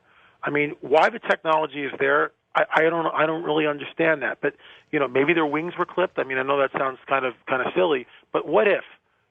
What if that's how they kind of bop around the universe to a degree? There's no answer to that. Well, what if you're correct that they come from, let's say, different time, different dimensions, but maybe it's a traveling through a wormhole or something, or some kind of bend in space, but they need these craft to get here, to do what they do. It certainly is very possible. Another idea would be that because they're in a fallen state, they have lost some of their mobility. That's why I was kind of being silly a little early and said their wings were clipped. You may be right. Maybe they've lost mobility. They took that away. Yeah, where it seems like other interdimensional beings, which are benevolent, just appear. Like if you look in the Christian scriptures, which talks about the Annunciation, where this angel just pops in front of this woman, Mary, and just says, "This is what's going to happen to you. Mm-hmm. You're going to have this child. He's the most anointed, and he's going to be the Messiah of the world." Okay, that's interesting. The angel just appears from nowhere. When Jesus apparently is resurrected, at one point in time, he just kind of walks through a wall and manifests himself in front of the apostles. And, everybody's blown away. It's like, they think it's a ghost. And he says to them, "Touch me, feel me. I'm flesh and blood. I'm not a ghost. Give me something to eat." And then, of course, he vanishes the same way. So there are laws here that we really don't understand, that are beyond the science that we know, at least now. If this is true, though, that they came here in craft for whatever reason, back about when? I say it has to be more than 10,000 years ago. Yeah, definitely more than 10,000 years. And between 10 and 20,000 years ago. Craft are still being seen. So that means the deception is still continuing. Well, the deception has been ramped up. I mean, now it's like people are seeing them much more frequently than they were, let's say, 100 years ago. Yes, there were sightings, but nothing like today. I mean, and at the end of World War II, with the Foo Fighters, 1945, we thought they were the Russians. The Russians thought they were us. Right. No one knew what was going on. And, of course, the Roswell incidents, and now we have, fires. I get that once every week, and all these different sightings from all over the United States and all over the world. So it seems to be a burgeoning phenomena. It seems to be manifesting much more frequently. Certainly, I believe that the abduction phenomena has been ramped up. I think they have an agenda, and I think the agenda is deception. There's an ancient document which has never been translated to the masses, and for our purposes, we'll just call it the apocalyptic scroll. I'd love to hear about this. And he said that he read this thing, and what it said, and I'm paraphrasing here, was that at the end of some great battle in Jerusalem, for Jerusalem, that above the city were suddenly appearing hundreds of sun disks, and his jaw dropped because he knew, from his interpretation of that, he could only conclude that he was looking at, some sort of a UFO manifestation. Now, was this a story that occurred or story in the future? This is a story that was spoken of a couple of thousand, maybe 2,500, 3,000 years ago. I'm not sure of the dating of that particular scroll, which has not been deciphered. I have no idea. But of an event that had occurred? No, not occurred yet. Not occurred? Not occurred yet. And what's interesting about this, and we can jump into this, now if you want to, but one of the scriptures in Ezekiel 38 in the Hebrew Bible talks about a confederacy of nations. And this is why I hang my hat on the prophecy. A confederacy of nations coming up against a land of unwalled villages. And when you think about that in the ancient world, and of course I get into all this in the books. It talks about this and extrapolated, and characters banter back and forth interpretations. But in the ancient world, there was no such thing as a land of unwalled villages. The first thing you did is you built a wall and a moat and defended it, and that's what you did. So it's for someone to say something like that is really preposterous when that book was written thousands of years ago, to talk about in the latter days. I mean, it's even that specific. In the latter days, a confederacy of nations will go up Israel, a land of unwalled villages, to take plunder and spoil. And that to me is absolutely, utterly profound, to read something like that. And what's interesting is the nations that are mentioned, and this should blow. It blew my mind when I read it. Iraq. You would instantly, from looking at a map today, let's say before the invasion, you would figure that, well, Iraq has to be part of this confederacy. Right. It's not mentioned. But guess who is? Iran. Yeah. Iran is mentioned. Iran, Libya, and then, of course, whatever's from the north. Some people believe it's Russia. It could be Chechnya. We're not sure. But it's definitely a nation from the north. More than likely, it's Russia. I believe it's Russia. And what could occur? Well, there's a confederacy of these nations which conspire. And remember, when this was written, there is no Islamic religion as we know it. There is no Islamofascism, which is all over the planet. I think even tonight there's like a scare now in New York. A subway scare. Exactly. So all these. It's part of our culture. It's something that we're just dealing with now. The Israelis have been dealing with this thing since independence, and it's this confederacy of what are now Islamic nations which go up against Israel. And Israel responds, and it says very specifically how Israel responds. It says that the confederacy of nations, while they are standing on their feet, their tongues will rot in their mouth, and their eyes will disintegrate in their sockets, which to me sounds very much like a neutron bomb, which of course we know that the Israelis have. Mm-hmm. So this confederacy of nations are pouring down, they're attacking Israel. Israel has nowhere to go except to use its nuclear arsenal. They're being attacked on every side. And this fulfills that scripture. It's in Ezekiel 38 and 39. Do you think that's happening now? I think the stage is being set for it, absolutely. I think the stage is being set for it. And, of course, it's all about the Temple Mount. It's all about the city of Jerusalem, and it's all about the fact that in the Arab mind, Israel, the state of Israel, was once Arab land. And the way the Muslims look at that, once a land becomes Muslim and it ceases to become Muslim, let's say another country takes it over, it becomes something else, it's the Muslims' duty to retake that land for Allah. And so you've got this incredible tension, which is ongoing. We all know it's going, and this again fulfills what I believe is another scripture, another prophecy. This apocalyptic document that your friend saw, why hasn't it been revealed to all of us? Well, why wasn't the Dead Sea Scrolls translated and revealed?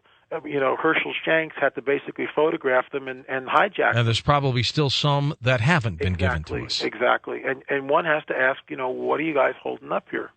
And this kind of stuff leads to the rise of secret knowledge, or something was missing, or something that's like what the Da Vinci Code is written on, but there's like some sort of secret that we've somehow missed over the thousands of years. And that tantalizes people. I mean, I've read the books, and he's a good author. I mean, I like his stuff. It's a very intriguing story. Of course, I don't believe, that something is missing. I only believe that what the truth of what happened 2,000 years ago has been obfuscated by a lot of dogma and a lot of religiosity.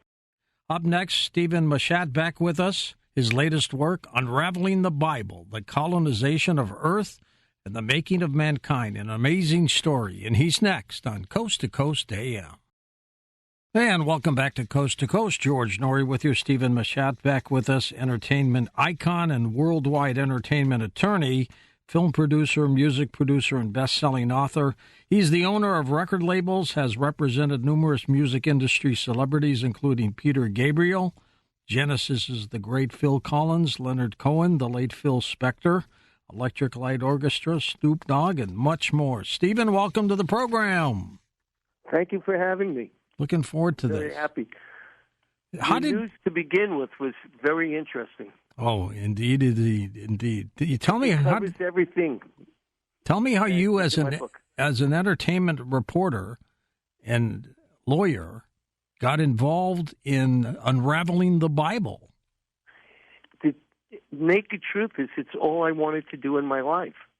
So, being an entertainment lawyer, manager, producer, it gave me a license to go all over the world. And I just didn't understand this pull of a God. Why do people sit and give away their powers to the God? And they tell you it's in the Bible. And the whole thing didn't make sense to me. And you're talking about gold. Why is gold the standard? It didn't make sense to me. You can't do anything with gold. And I wanted to understand where these came from. Where did Sky God come from? Where did gold come from? So what I did is I went around the world and I produced records in over 100 nations.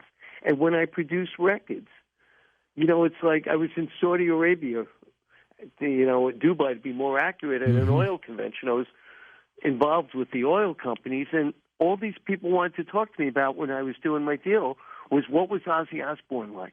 What were the New Edition like? And it gave me the opening to ask them, what are they like? What's the difference between a Shiite and a Sunni? Why is there a difference? Who's this prophet that will be coming back that wasn't able to fulfill his life journey? And all of a sudden, you start putting together the stories. I did a movie called Anaconda, and I was there when the Japanese embassy got invaded, and every American was supposed to get out, and I'm like, I ain't leaving. So what I did is I employed people to take me around the artifacts of Peru.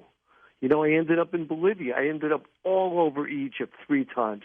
I actually employed the people that ended up being part of the Arab Spring, and I was with my son, and everyone but me is dead. My son unfortunately died. Oh, I'm sorry to hear and that. When he died, we had a record label, and I wanted him to be talking about all this because I was giving him whatever wisdom I had. I lived with Native American Indians. I made their music. I wanted to know what they believe in. Why did the Christians decide they were savages when I don't think they were? I went all around Africa producing music. I wanted to know about their religions. I wanted to know what happens when we die. And straight up to all you listeners, I don't believe we die. And that's in I did the Book of Earth series, and what I did before I leave Earth and I ascend, I give you the Bible. This is where it all begins. Because there's something in the Bible, and I always knew it is a story. And in the book that I wrote, I tell you the story. I tell you about the Nephilim, which is in all versions of the Bible, and the planet Nibiru, and how the Nephilim came to Earth because they needed gold. Why did they need gold? They needed gold to fix their atmosphere. What was wrong with their atmosphere? They had an atmosphere that was leaking. So I learned, because I read all these tablets, and I've read as many explanations as I could, and because I'm a history freak, and quietly I study quantum physics as much as I can, energy, and I learned energy through music. I learned, how do I attract you? Well, I have to have some music that will get you to me. I have to become a sun, my people, so I need to find the sun, and once I have a sun, I could create a solar system around different objects. And you go make it, and I couldn't stop learning and learning and learning and learning. And this book, Unraveling the Bible, took me my whole life to analyze, why did they come here to get the gold? What were they going to do with the gold? They melted it down. They melted it down why? They melted it down because they could carry it in their spaceships as liquid. They brought it back to their planet. It says this in the tablets. And they shot it into the air to fix the holes in their atmosphere. They got their heat from the center, and they had to keep the heat out of their planet. And apparently it worked for them, didn't it? Yeah, and that's why they came back here. I mean, when they were running their factories in Peru, they told them to build, all the city with gold to honor what they were doing. And I worked with a band called the Electric Light Orchestra. We had this spaceship where we traveled around the world, doing shows. And I kept asking, where did El Dorado come from? Where did you figure this out? And then you realize that Piazza, or whatever his name was, when he went landed in Panama, and Pizarro, and he walks towards Peru. Who walks through that jungle? They had maps. These maps existed, and they've always been here. I was talking to the History Channel because they're talking about making stories of this book. It's 3 books, and I wrote the books as acts because I believe that we are not our body. We are a consciousness, and for whatever reason, we had a gravitational force and pull that brought us to planet Earth, and voila, you incarnate inside this body, and all of a sudden you're an actor. You're an actor in this role, and you're playing. You have no control because you're in a system. All of a sudden you become the religion of your parents. You become the nation of where you came out of. You become everything around you, and they told you what you do, and you got to shut up and pay tax. And it's like, pay tax for what? You said something, and I'm very political. What do we pay tax for? Well, we owe money, and this is how we do it. No, the United States prints money, gives it to the Federal Reserve, and to authenticate that money, they loan it back to us. So we, the citizens, pay the Federal Reserve to do a job that in monopoly is for free. We give these bankers money, and it's like, what is this? And George, I could go on, and I'm excited to share all the wisdom I have, and I want to get it out. And yes, I'm still producing music because when I'm with the young, and I've got 5 records coming out. Good for plus you. a Cuban record. But I could go on and on. So why don't you send to me and ask me what you feel your audience wants and to know. You must be familiar with the late Zechariah Sitchin's work because I loved him. George, I loved him, and I was supposed to meet him, and he died. I met him. He was 90 years old when I met him. Right before he passed on, I was honoring him at a Conscious Life Expo. We were giving him an award for a lifetime achievement. And I brought him up on stage, Stephen, and I said, Zechariah, how old are you? And he looked at me, looked at the crowd, and goes, don't be rude.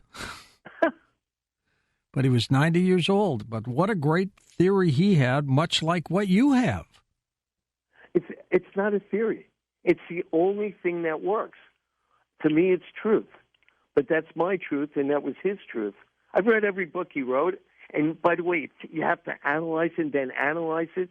And if you marry it to the timeline of man and all the reported stories that come out of man, and then when you marry it to the myths and legends of certain territories, it's like, this is absolutely fantastic. This is the play of Earthlings. This is what happened. Well, his theory and your theory is that the Anunnaki came down here to create human beings for workers to get this gold extracted for them, right? Sort of. Here's why I'm saying sort of. The Nephilim came to Earth from planet Nibiru, and when I was younger, we had the Apollo team that went to the moon. Yep. They called the team of Nephilim that came to Earth the Anunnakis. Wow. And then what happened was, and I've read all these tablets, they had fast time, FaceTime. They had, and it's all in my book because the book Unraveling the Bible is 7 acts. And what they would do is they would FaceTime and they would speak to the elders of their nation. They had a king. His name was King Anu. King Anu had 2 children that were central in this. He had Anli, that's my interpretation of those letters, and he had another one named Enki. Enki became the major scientist that came down with the space, called them Space Invaders. And they found the gold. They found the gold in the Persian Gulf, but it was only in nuggets, and then they had to travel to Africa. Down South Africa they found it. They were floating around the space here. You know, they had their helicopters, they had their boats, they had everything we have now. And what happened was, when they got into Africa, they had to get into the mines. It's married. It's married actually to the paintings in those South African caves.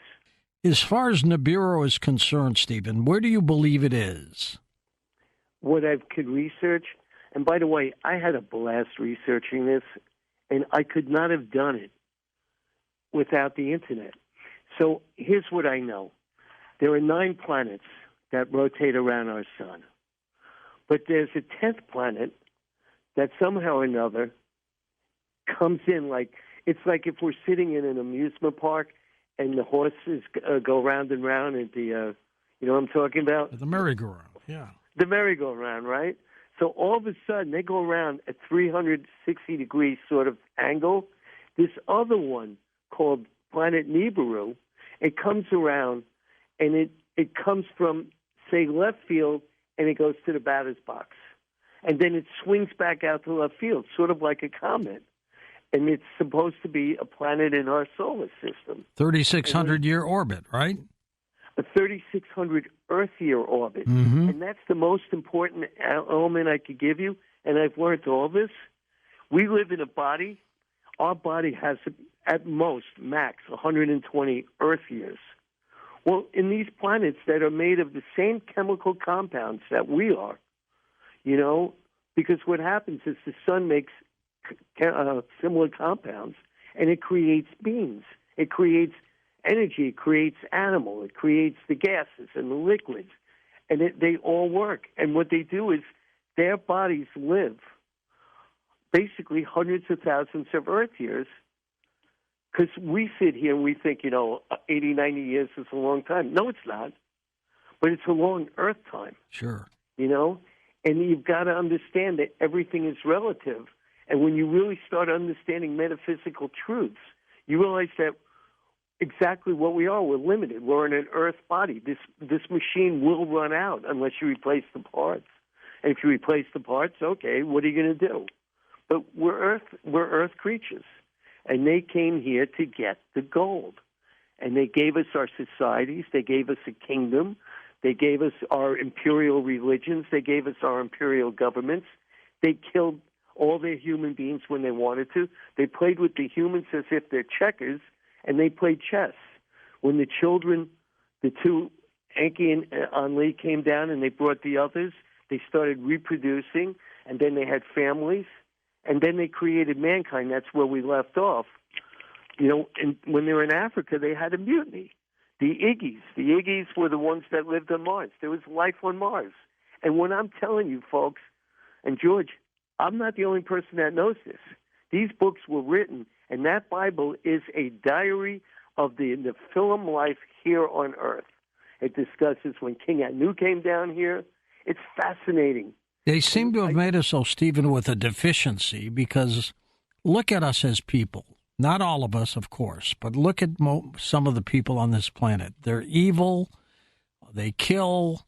What happened?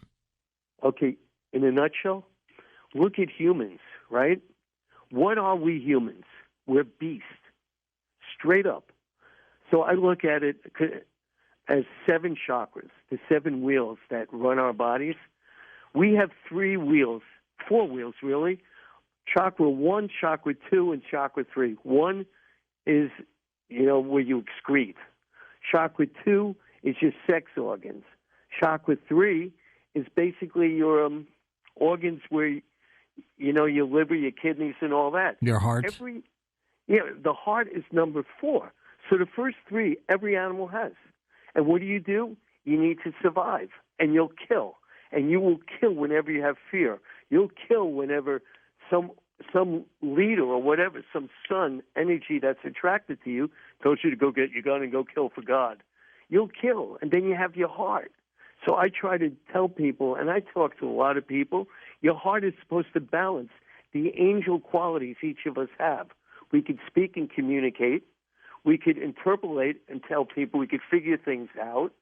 And then we could communicate with the energy that we came from. We came from a consciousness, and if you look at a consciousness as an ocean, it's up there in space, And what happens is we're drops from that ocean.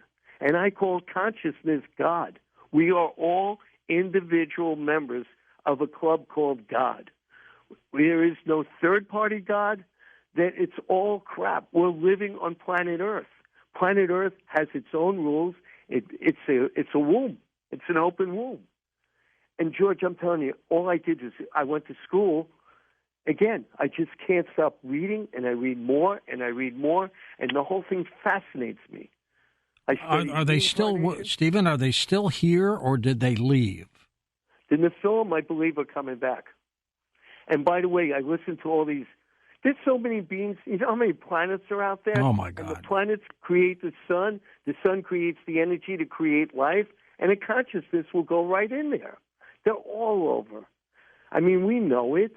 You know, and some of them are still here with us. You know, they had the Nephilim who were the gods. They called themselves gods. That was the word Nephilim. And then they had demigods, where after they made the humans, they started reproducing with the humans. And they were called demigods. And those were the heroes inside the Bible, the half beings, you know. I don't know if any of your listeners ever read the book Gilgamesh. They might have, took it out of the Christian book because they didn't want you to know what a demigod was. Why? Who would have created the Nephilim? They come from an energy. They come from consciousness. I believe consciousness can create. I believe consciousness can create out of the... you need a sun. Here's an easy way to explain it to you. As it says in the Bible, everything started with light. Well, what's light? So what happens is you've got this empty consciousness that's at rest. It's at point zero. So in point zero, all of a sudden a thought happens, or an idea. All of a sudden you have an idea. And next time, all you listeners or whatever, you have an idea, understand, okay, now what happens? Well, you may like the idea, and all of a sudden that idea gets gravity. It gets a force that attracts you to create a blueprint. And then when you have a blueprint, you'll figure out how to make it alive. That's how all of us are here. We were a thought. We had something. We had a need, a desire. And we're all thoughts, except we're limited by this body, which runs us. And we operate on fear and hate. And so did the Nephilim. The other day I was speaking to the people in Israel. Israel's really into this book because it's like, wait a minute, there's something wrong here. And, you know, they gave me a big spread. And we were talking, and it was funny because I can't pronounce Sodom and Gomorrah the Hebrew way, or however they do it. Yeah. And I told them that Sodom and Gomorrah, down there, it was the Nephilim blowing up the human beings. They were having a fight between and Lee. It was like a nuke, wasn't it, or something? Yeah. No, a nuke, did you say? Yeah. No, Anu, A-N-U. No, a nuke. And yes, they dropped. They nuked it. Bomb. Yeah. They nuked them, and it's in, you know. So I'm talking to Israel, and they're telling me, well, where'd you find this? I said, let's humor each other. And we went to the internet. We looked at. I told them how to put it in. I didn't know, and all of a sudden it came up in the Smithsonian's. They said that there was something from space, a nuclear energy that was dropped in that area about 1800 BC, which is the perfect time, exactly when that place went down. Absolutely. It's just amazing research you've done, Sitchin and some other people. Tell me about your thoughts about the collective consciousness, though. How important is that? We are a collective consciousness. We're teammates. You know, I don't know about you, George, but I love team sports. I love watching people do it. I love watching people in the audience. That's why I did music, because it was something I could do. I know how to make you a star. I know how to do it, and I can't do it for everyone. But it's a collective consciousness. Yeah. What you do is you get people to believe, oh, my God, listen to them talk and this and that, and you start following it. And then you could build and you could do everything. All of us are from a collective consciousness, and basically we're tribe, I don't know, for lack of a better term, let's call it tribe mankind. All of us are the same consciousness. And in our bodies, in our geographical areas, we react differently. And then they figure out, and they being the ones that want to rule us, they figure out how to get you believe in religion. Religion is a Latin word. It means to bind. They figure out how to bind you to some image, a talisman. And all of a sudden, you believe this. And you create a myth around it. You create a legend. I worked with Stan Lee. I did. He was one of the best. And he wrote a little snippet for the back of your book. Yeah. Those were the things. I used to tell him, why don't we do a show on the Nephilim and the Anunnakis? And he goes, I can't do that. He says, I don't need people to think I'm crazy. I said, well, it's not crazy. He says to me, Stephen, you'll do it. He says, there's not a doubt in my mind that you'll do it. But, I love finding people like that. And then you ever read the Lawrence Gardner books? All of his. He's been a great guest of the program. And I tried to Eric von Daniken, of course. You've read his works? Yeah. That book was given to me by the Kinks manager in '68, and that's what started me. He gave me the book when I was with them. My dad was there. Chariots of the Gods. Yep. And when they gave it to me, it was over. And then King Crimson came out. I marry everything to music because it's vibration. And all you and I are vibrations. And we attract each other or we repel each other. But they don't teach you that. That's how a boy and girl or a lover or whatever, they meet because they have energy. And then sometimes it dissipates and goes bye-bye. When you tell people who don't understand this concept that we're talking about in the book Unraveling the Bible, what is their reaction? And I don't mind this either. They think I'm nuts. But the reason that they have to listen to me because I'm different than all the others that have ever done this. I could sit with you, and you and I could get together, and I could figure out how to put something out there that will make us money. I know how to market stuff. I know how to promote stuff. I know how to sell it. And what happened was I didn't want to do that anymore. I wanted truth. Great, I become the richest man in the world. And what? What do you do with that? Or the third richest or whatever. He said, no, I want to know truth. I'd rather sit with people in whatever, restaurants or wherever I find them. And talk about this.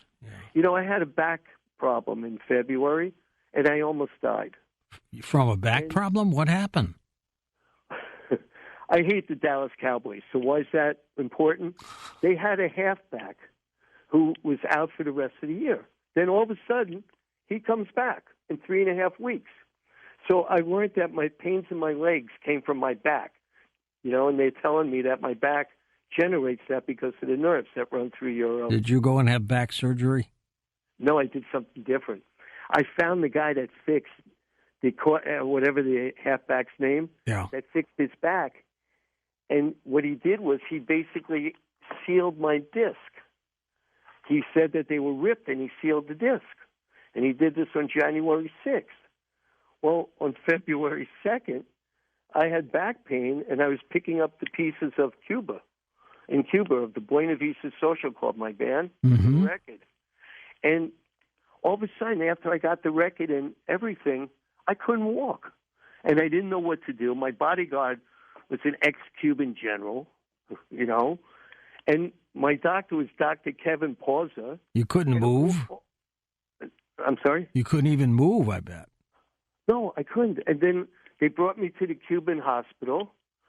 And then my guy said to him, look, I just want you to make it so we could put him on an airplane. He could go home to his wife. Right. I came back to America. And then Debbie, who I love, she saved my life. But what they did is they went into my back. I had total failure. I had an abscess that was eating my spine. Oh, my God. And, I actually saw the energy, or at least I thought I did. How are you now? I'm finally able to walk, so I'm walking. I'm out here in Los Angeles. I did some meetings, but for 4 months I couldn't do anything except just sit and think and do more thinking and produce some records, and which I did do. We have 4 records coming out, and I know 1 or 2 of them will be a hit. And I talk to younger people. And by the way, they lap up what I start telling them. They're into it. And like I sit there and give criticisms on songs, but I don't do it about words or music. I tell them, you need to have energy. You need to have the energy go to reach your people. I worked with Leonard Cohen, and he taught me, I don't know if you know who he was or whatever. Oh, yeah. So I did his stuff with him. So when we did his stuff, I learned this guy's negative. negative, and he wants to be a victim, you know. And it's like, okay, I get it. So how big's your audience? But victims love victims, and they sit there and they create tribes, and all they do is talk about how bad things are, which is really crazy. Like that song Hallelujah, which everyone thinks he's talking to God. When he finished the song, he came into my office and played me the song on his tape, and that whole song was about finally basically being able to make love with the woman he had been chasing. That's why you said hallelujah, right? Yeah. Could you imagine? In everything I'm telling you, I'm like showing you I'm a roulette wheel. I love life. And what they do to control us, the people in control, they break your school logic into biology, chemistry, geometry, geography, and then they talk to you about astrology and astronomy. And it's just amazing, because the truth is they're all related. It's the history of what we knew in this particular field. But in the film studied, and I'm sure you read it in fiction, they studied all the energies coming. They created the astrological signs. They divided the earth. No, they divided the sky in 12 with the way the sun rotates. The sun rotates counterclockwise. We rotate clockwise. So, you know, and what they did is it's like 26,000 years for the sun to circle the galaxy, the Milky Way galaxy. Where do we get your book, Unraveling the Bible? It's sold everywhere. You could get it on Amazon. By the way, it's written, I'm talking to you, and it's like I wrote it like a play. It's like, here we are. No, it's well done. Here's what they did. And when we talk about unraveling the Bible, Stephen, a lot of things in the Bible, if you apply it to what you've talked about, what Sitchin has talked about, makes a lot of sense, doesn't it? It's basically the history of the Nephilim, and we are part Nephilim. They gave us their energy. And what they did is they created us going back to Africa, and they did it right there. And you could look up Zimbabwe ancient ruins, and the ancient ruins there are where they basically experimented with different animals to figure out how to make humans. How much gold? How much gold would we have on this good old planet had they not taken it out of here? It's true. But by the way, if you have the gold, that's why people love gold, because they needed it. What do we need gold for? You can't eat it. You can't sleep on it. What are you going to do with gold? Well, it's some commodity, and you can sell it. But what are you going to do with it? Make jewelry? I don't like jewelry. I believe jewelry contains your energy, and instead of your energy coming out, what it does is it keeps it in. Jewelry is dangerous. Even rocks do it, but not like gold. You lose your energy. You become gold energy. Of course, I'd rather have gold than $100, wouldn't you? I'd rather have love. Well, you'll get that too. Right? And by the way, if we have love, we can make a lot more currency than sitting there holding up someone else. Now, let me ask you this, Stephen. Do you believe in God? I believe we're all consciousness, and that consciousness is God. So, yes. So basically, you do believe in a higher power. No, I believe we are part of that higher power. And collectively, it's higher. But, yeah, we are part of a higher power. We come here, and we become beast on earth because we don't understand. And that's in my third book. You reincarnate or you ascend. You came here to learn something. You had an urge. You had a need. You had an individual need, and you left your group. So what happens is you slowly put it back together again, where all of a sudden you're like, let's go back to the group. And you let go.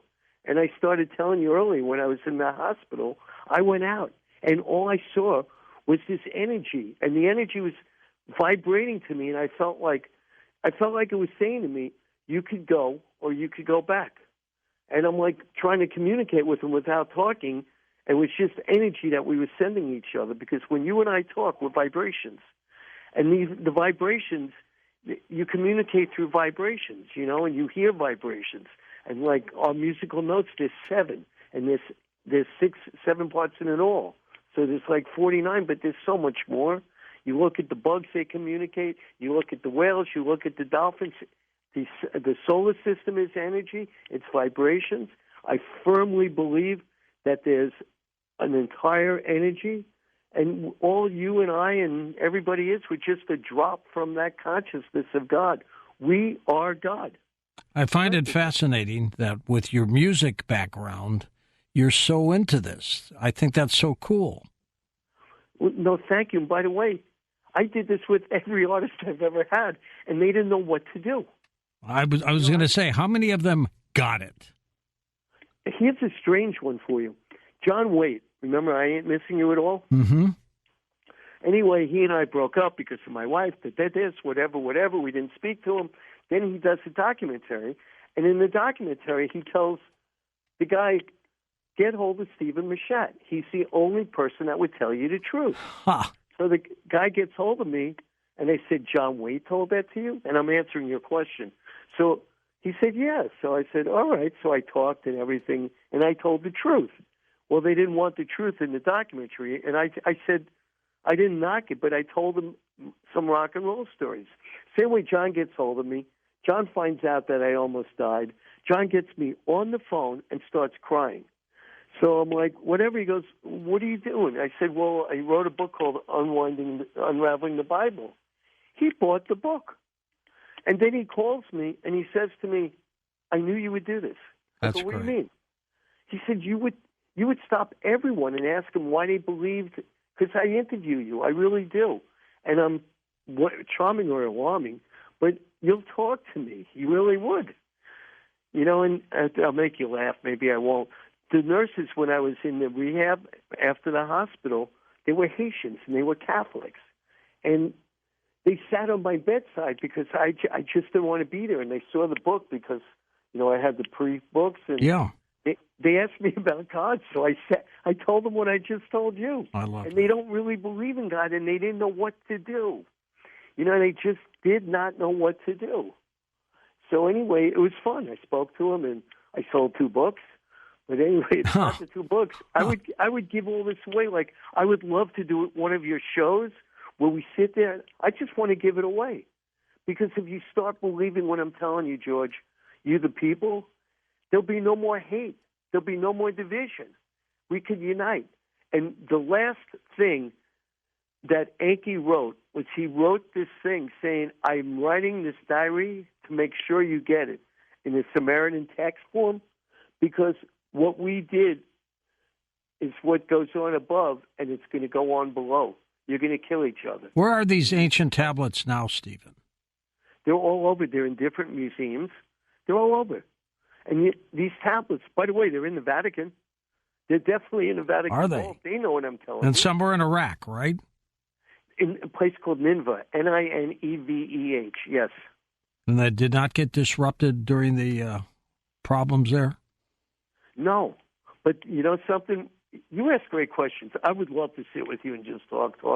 The United States, when we invaded Iraq, the first thing we took was a battery out of the museum. That's right. 20,000 years old. The Baghdad battery. Yep, and now they tell you, oh, that was never there. Excuse me, what are you telling me? You know, I spent a lot of time studying the Indian cultures and everything in India. Well, I'm in Los Angeles right now. How long are you here? I'm going home Wednesday morning. Wednesday, okay. And home is where? Time tomorrow. Where's home for you? Right now we're in Delray, Florida. Ah, okay. Let's take some calls. You ready? Yep, I'm ready. Joe, Long Island, New York. Start us off, Joseph. Yeah, hi, Stephen. I'll bring up 2 things. First of all, if you look back at some of the animals, I think the word unicorn is used in the Bible, and there's some question of almost like hybridized animals, like a cross between species that you don't see now. And my other thing would be the story of David and Goliath. It says that Saul was a foot taller than everybody else, which would probably be the equivalent of a 7-footer or something close to a 7-footer, yet he's not mentioned as a giant. So I assume that Goliath was a lot taller than, say, 7 feet. Well, I mean, right now, San Antonio's got a center that's 7'5" from France. And David and Goliath, it's the story. Saul was not a leader. They wanted the king to be a leader. So David killed the person that was basically incarcerating their lives, or the being that was. Whatever it was, yeah. Yeah, I believe all that. I believe everything there is based on truth. And then when stories get out of hand, they make myths and they become legends. I'm dying. You want to have a great trip, Stephen and George and our wives? Let's go to Madagascar. They have elephants that fly there. Like, where did this come from? You know, they have all different. They definitely did. They were looking for the perfect worker. And what happened was, and they write this in the book, guys, it's in those tablets, they said they needed to get permission from the elders on the planet to go create a new species because they did not know if that was Earth's fate or the Nephilim destiny. And, you know, I sat there intellectually dividing fate and destiny, and they tell you exactly how they created. It's outrageous. They created mankind in 5 stages. God said, let there be light. What was that all about? Okay, it's what I told you earlier. If you and I have an idea in your head, you have light. So you give light. It's a color, and then a color becomes vibrations. It could be ultraviolet. It could be ultra red. And what happens is it starts traveling. It vibrates, and it's a song. And it's vibrations. And what happens is it creates gravitational forces. And as it gets hot, as it gets really, really hot, it becomes the sun. And then the sun takes that energy that made up the sun and spits it out. It makes different chemicals. And if you look at your chemical charts, and when I was a boy, I kept asking them, why is this? It's like a lineup. It's like a batting lineup. What is this? Here's 1 for oxygen, 1 for hydrogen, here's 2 for oxygen. And you just add it up, you could see how they created basically the invisible hand. I believe in an invisible hand. I definitely do. And I believe that we all have a reason to be when we get out of this place called Earth. You know, you don't die, your energy. You will come to a rest at absolute zero. But you'll never get absolute zero because you're going to have a thought. You belch, you fart, or, whatever it is. And you become a living organism. You want something. We have a consciousness. Let's go next to Cheryl in Washburn, Missouri. Hello, Cheryl. Take it away. Hey, George. And hi, Stephen. How do you determine like the things about whether or not this is like actual physical, abstract, or the good or the evil?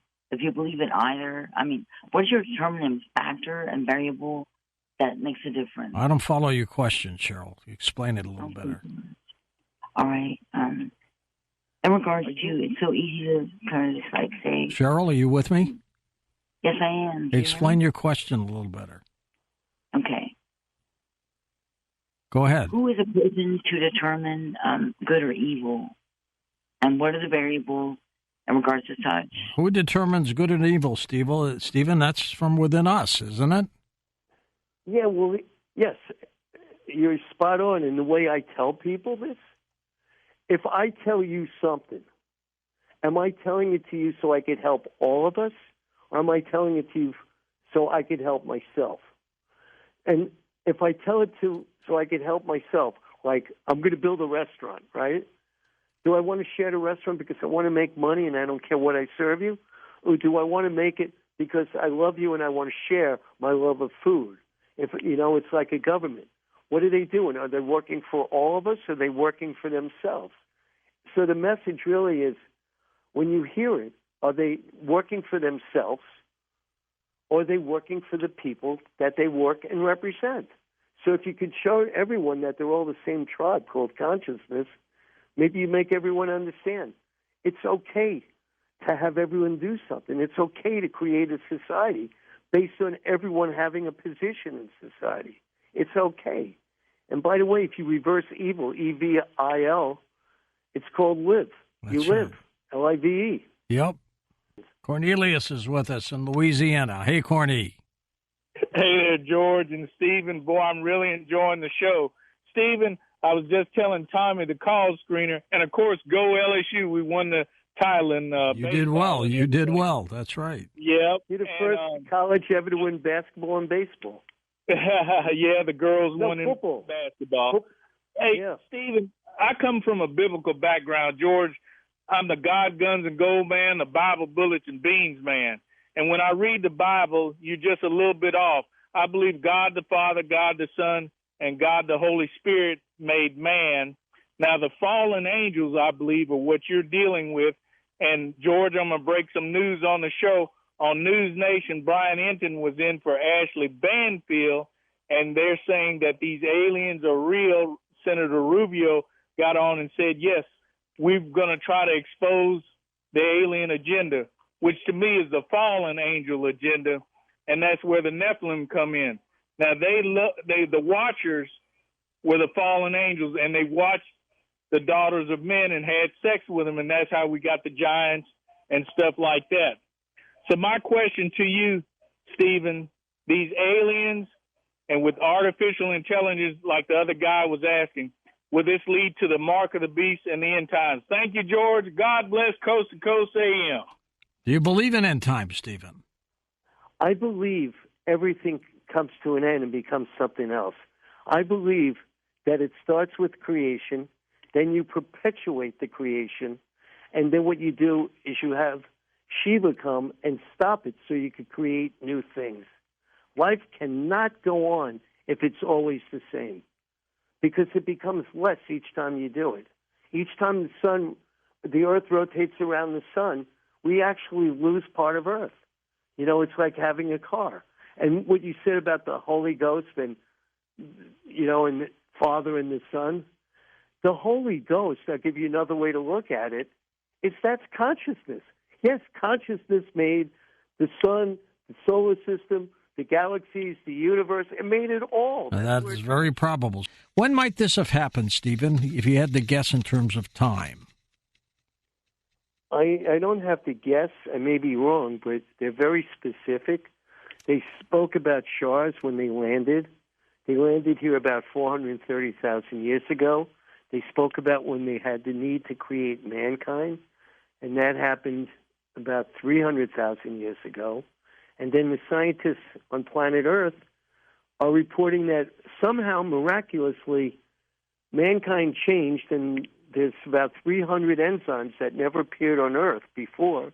And miraculously, now they appeared, and they're living inside these bodies that are basically our predecessors called mankind. The bodies that give us the ability to have the three chakras I told you. Mm-hmm. Chakra 5, the ability to talk and communicate. Chakra 6, the ability to figure things out and to interpret and to draw and to graph and understand and to speak with higher consciousness instead of just being locked in this body. The scientists say it, and then, you know, because of the Internet, I'm able to really just go for it. And what they said is they thought a bacteria bit and brought these other things into Earth. Interesting take. Let's take final calls. Ed, Charlotte, North Carolina. Hey, Eddie, go ahead. Hey, George. Yeah, you do ask great questions. I'm glad he got that. Well, thank you. I got a couple of things I'd like to tell you, and then listen to what you say. One thing, mitochondria, one thing that makes me think we may have been changed somewhere in our background is when I found out that our mitochondria does not have our DNA. It's got its own DNA, and, of course, that gives us all our energy and everything. So that led me to believe that somebody may have fiddled with us a while back. The other thing is vibrations. Now, that's a big deal to me. I like my first verse of John in the beginning was the Word. A word is a vibration, as you said. Einstein says we're nothing but a traffic jam of vibrations. I have a quote over my desk here from Tesla, and he says, if you want all his life's work, he said, if you want us to understand the universe, you have to understand energy, which is vibration and frequency. I had some pretty severe health problems. I had the deadly polio, the bulbar, and my throat's paralyzed from it. But I've had some chronic health problems, and homeopathy are vibrations. That's all that's left. And I know how powerful they are because I'm a sensitive subject. I'm one in millions, as it turns out. So I can feel it when I take one of those. I know I can feel the power of it. And so vibrations are everything. And I agree with you that. I think love, I'm wondering if if the unified field theory, if the only thing Einstein was missing is love. I think maybe that has energy, like you're talking about. What are your thoughts on that, Stephen? I agree with all three things that you said to me. And you made me think of the Beach Boys song that I heard when I was young called Good Vibrations. Great song. I was always curious, where did this come from? And it's true. We are vibrations. Seriously, we are absolute vibrations. Here's this quick story for you. One day I saw my second wife at the airport with her sister. But I didn't recognize her. And I was with my current wife, my love, Debbie. And it took me, Debbie said, I can't believe you didn't say hello to your wife. I'm like, where was she? And what happened was she changed so much. Her energy changed. And it was just, you recognize people by energy. It's in your face. It's in your eyes. It's in your smile. It's in the way you talk to people, the way you stand, the way you walk. You present yourself or you hide from yourself. It's all vibrations. And I hope you're getting better. And you're a very bright man. Everything you said about mitochondria, 100% true. Right on. Where did this come from? But we are prisoners. We are stuck in Earth's body until we're released. And when we're released, it's in my book, We've Got to Get Out of This Place. You can either reincarnate. I studied with as many people as I could get out of India to teach me all this. And that too is India, or how to ascend, how to get out of here. I studied the Egyptian Book of the Dead and the Indian Book of the Dead, and I spoke to people who profess to being geniuses on it. And the word genius, by the way, is Latin, and it means in touch with spirit. So there you go. And by the way, the guy in Serbia, I loved him. We were in Serbia for a while. I did a festival there called Exit. I spent as much of the days as I could just looking through all his experiments. That's fantastic. Anyway. Linda in Spokane, Washington, west of the Rockies. Hey, Linda, go ahead. Hey, George, thank you for taking my call. I was going to ask Stephen about Enki and Enlil's current plan. I read an article a while back about how Enki and Enlil, the two brothers, never got along, and there was a nuclear world war at one point, and then after that, Enki was given the planet, I guess you could say Earth, and Enlil became the sky god. And Enki is a descendant of Noah, and I think it's a long line of royal bloodlines, probably connected to the Nephilim and the Wachiko, whatever that is. And he created this religious system of control and threatening hell. She knows a lot about the brothers, Stephen. Yeah, if I may just edit you, there were two half-brothers. Enki was the scientist. Enlil was the commander. Enki had a son called Marduk.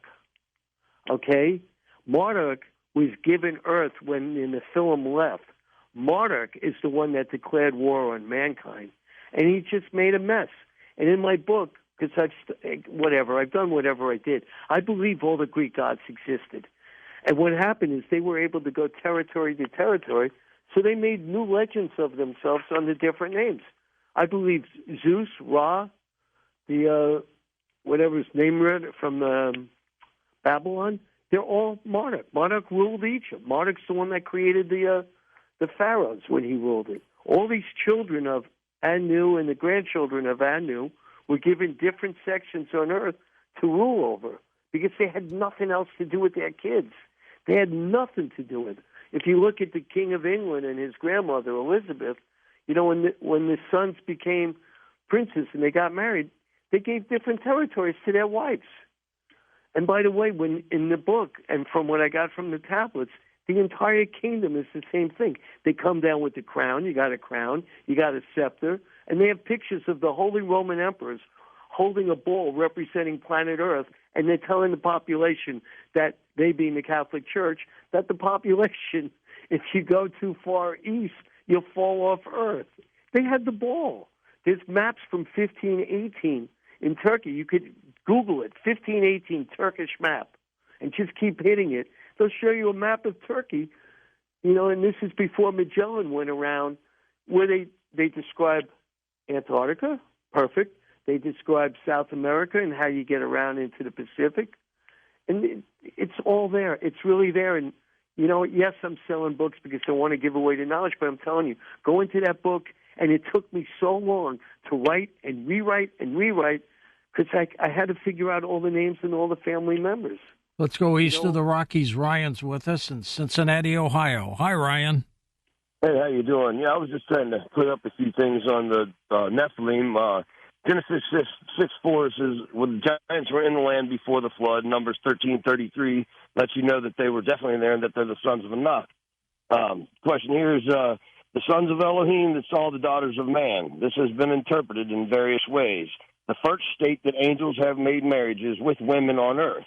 The second states that there are higher class marriages, or that made marriages with the lower class.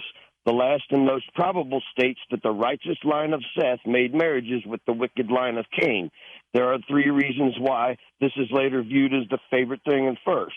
The passages refer to man's sins and evil thoughts. Nothing is stated concerning angels. Second, Yahweh states that the angels are neither given in marriage nor are in marriage because they don't have genital parts.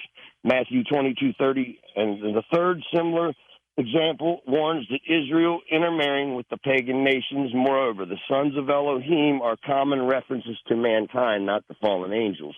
All right, interesting take on that. We'll be talking about angels next hour, Ryan, by the way, so make sure you're part of the program. I guess, Stephen, go ahead. Ryan, what you just said is interesting, and if you read my book and then compare it with your knowledge, you'll see that according to what I have in this book, you're not far off, because they did reproduce with humans, and they made demigods, and that's the entire bloodline, that's the entire theories that are running around with the Egyptians and everything. You're not far off according to what I wrote, but you have different people who wrote what they wrote because they misinterpret the Bible. It's the Nephilim were the gods that created mankind from the species that are here on Earth, and they gave us the ability to think, and we were not yet developed enough to think like they are. But we're getting there. We're getting there, and just all I can tell you is just enjoy what's there and go for it. Just fascinating. Would you love to be in a time machine, Stephen, and go back and just witness this? I'm going to tell you, you may think I'm crazy, but I can visualize what went on in the past. I could see it. I feel it at times. And a lot of things in the past, the way they annihilate people, it's just fascinating. And who are they? The ones that believe that Sky God said, I could go kill this person or that person. Yeah. It's like, what is this? Take a moment and tell us about your websites, my friend. Okay, so I've got a couple of websites. There's StephenMachat.com. You could learn who I am. You could see my past. It's STEVENMACHAT. I list all my books for you. Then I made a website called Unraveling the Bible. And what I did is I have cartoon images of me reading the table of contents that's been divided into acts and then scenes. So that's up there. And then I have my SSK records where I show you my new artists and everything. But my goal is for people to understand that we're made in love. When our parents make us, they use two instruments to make love.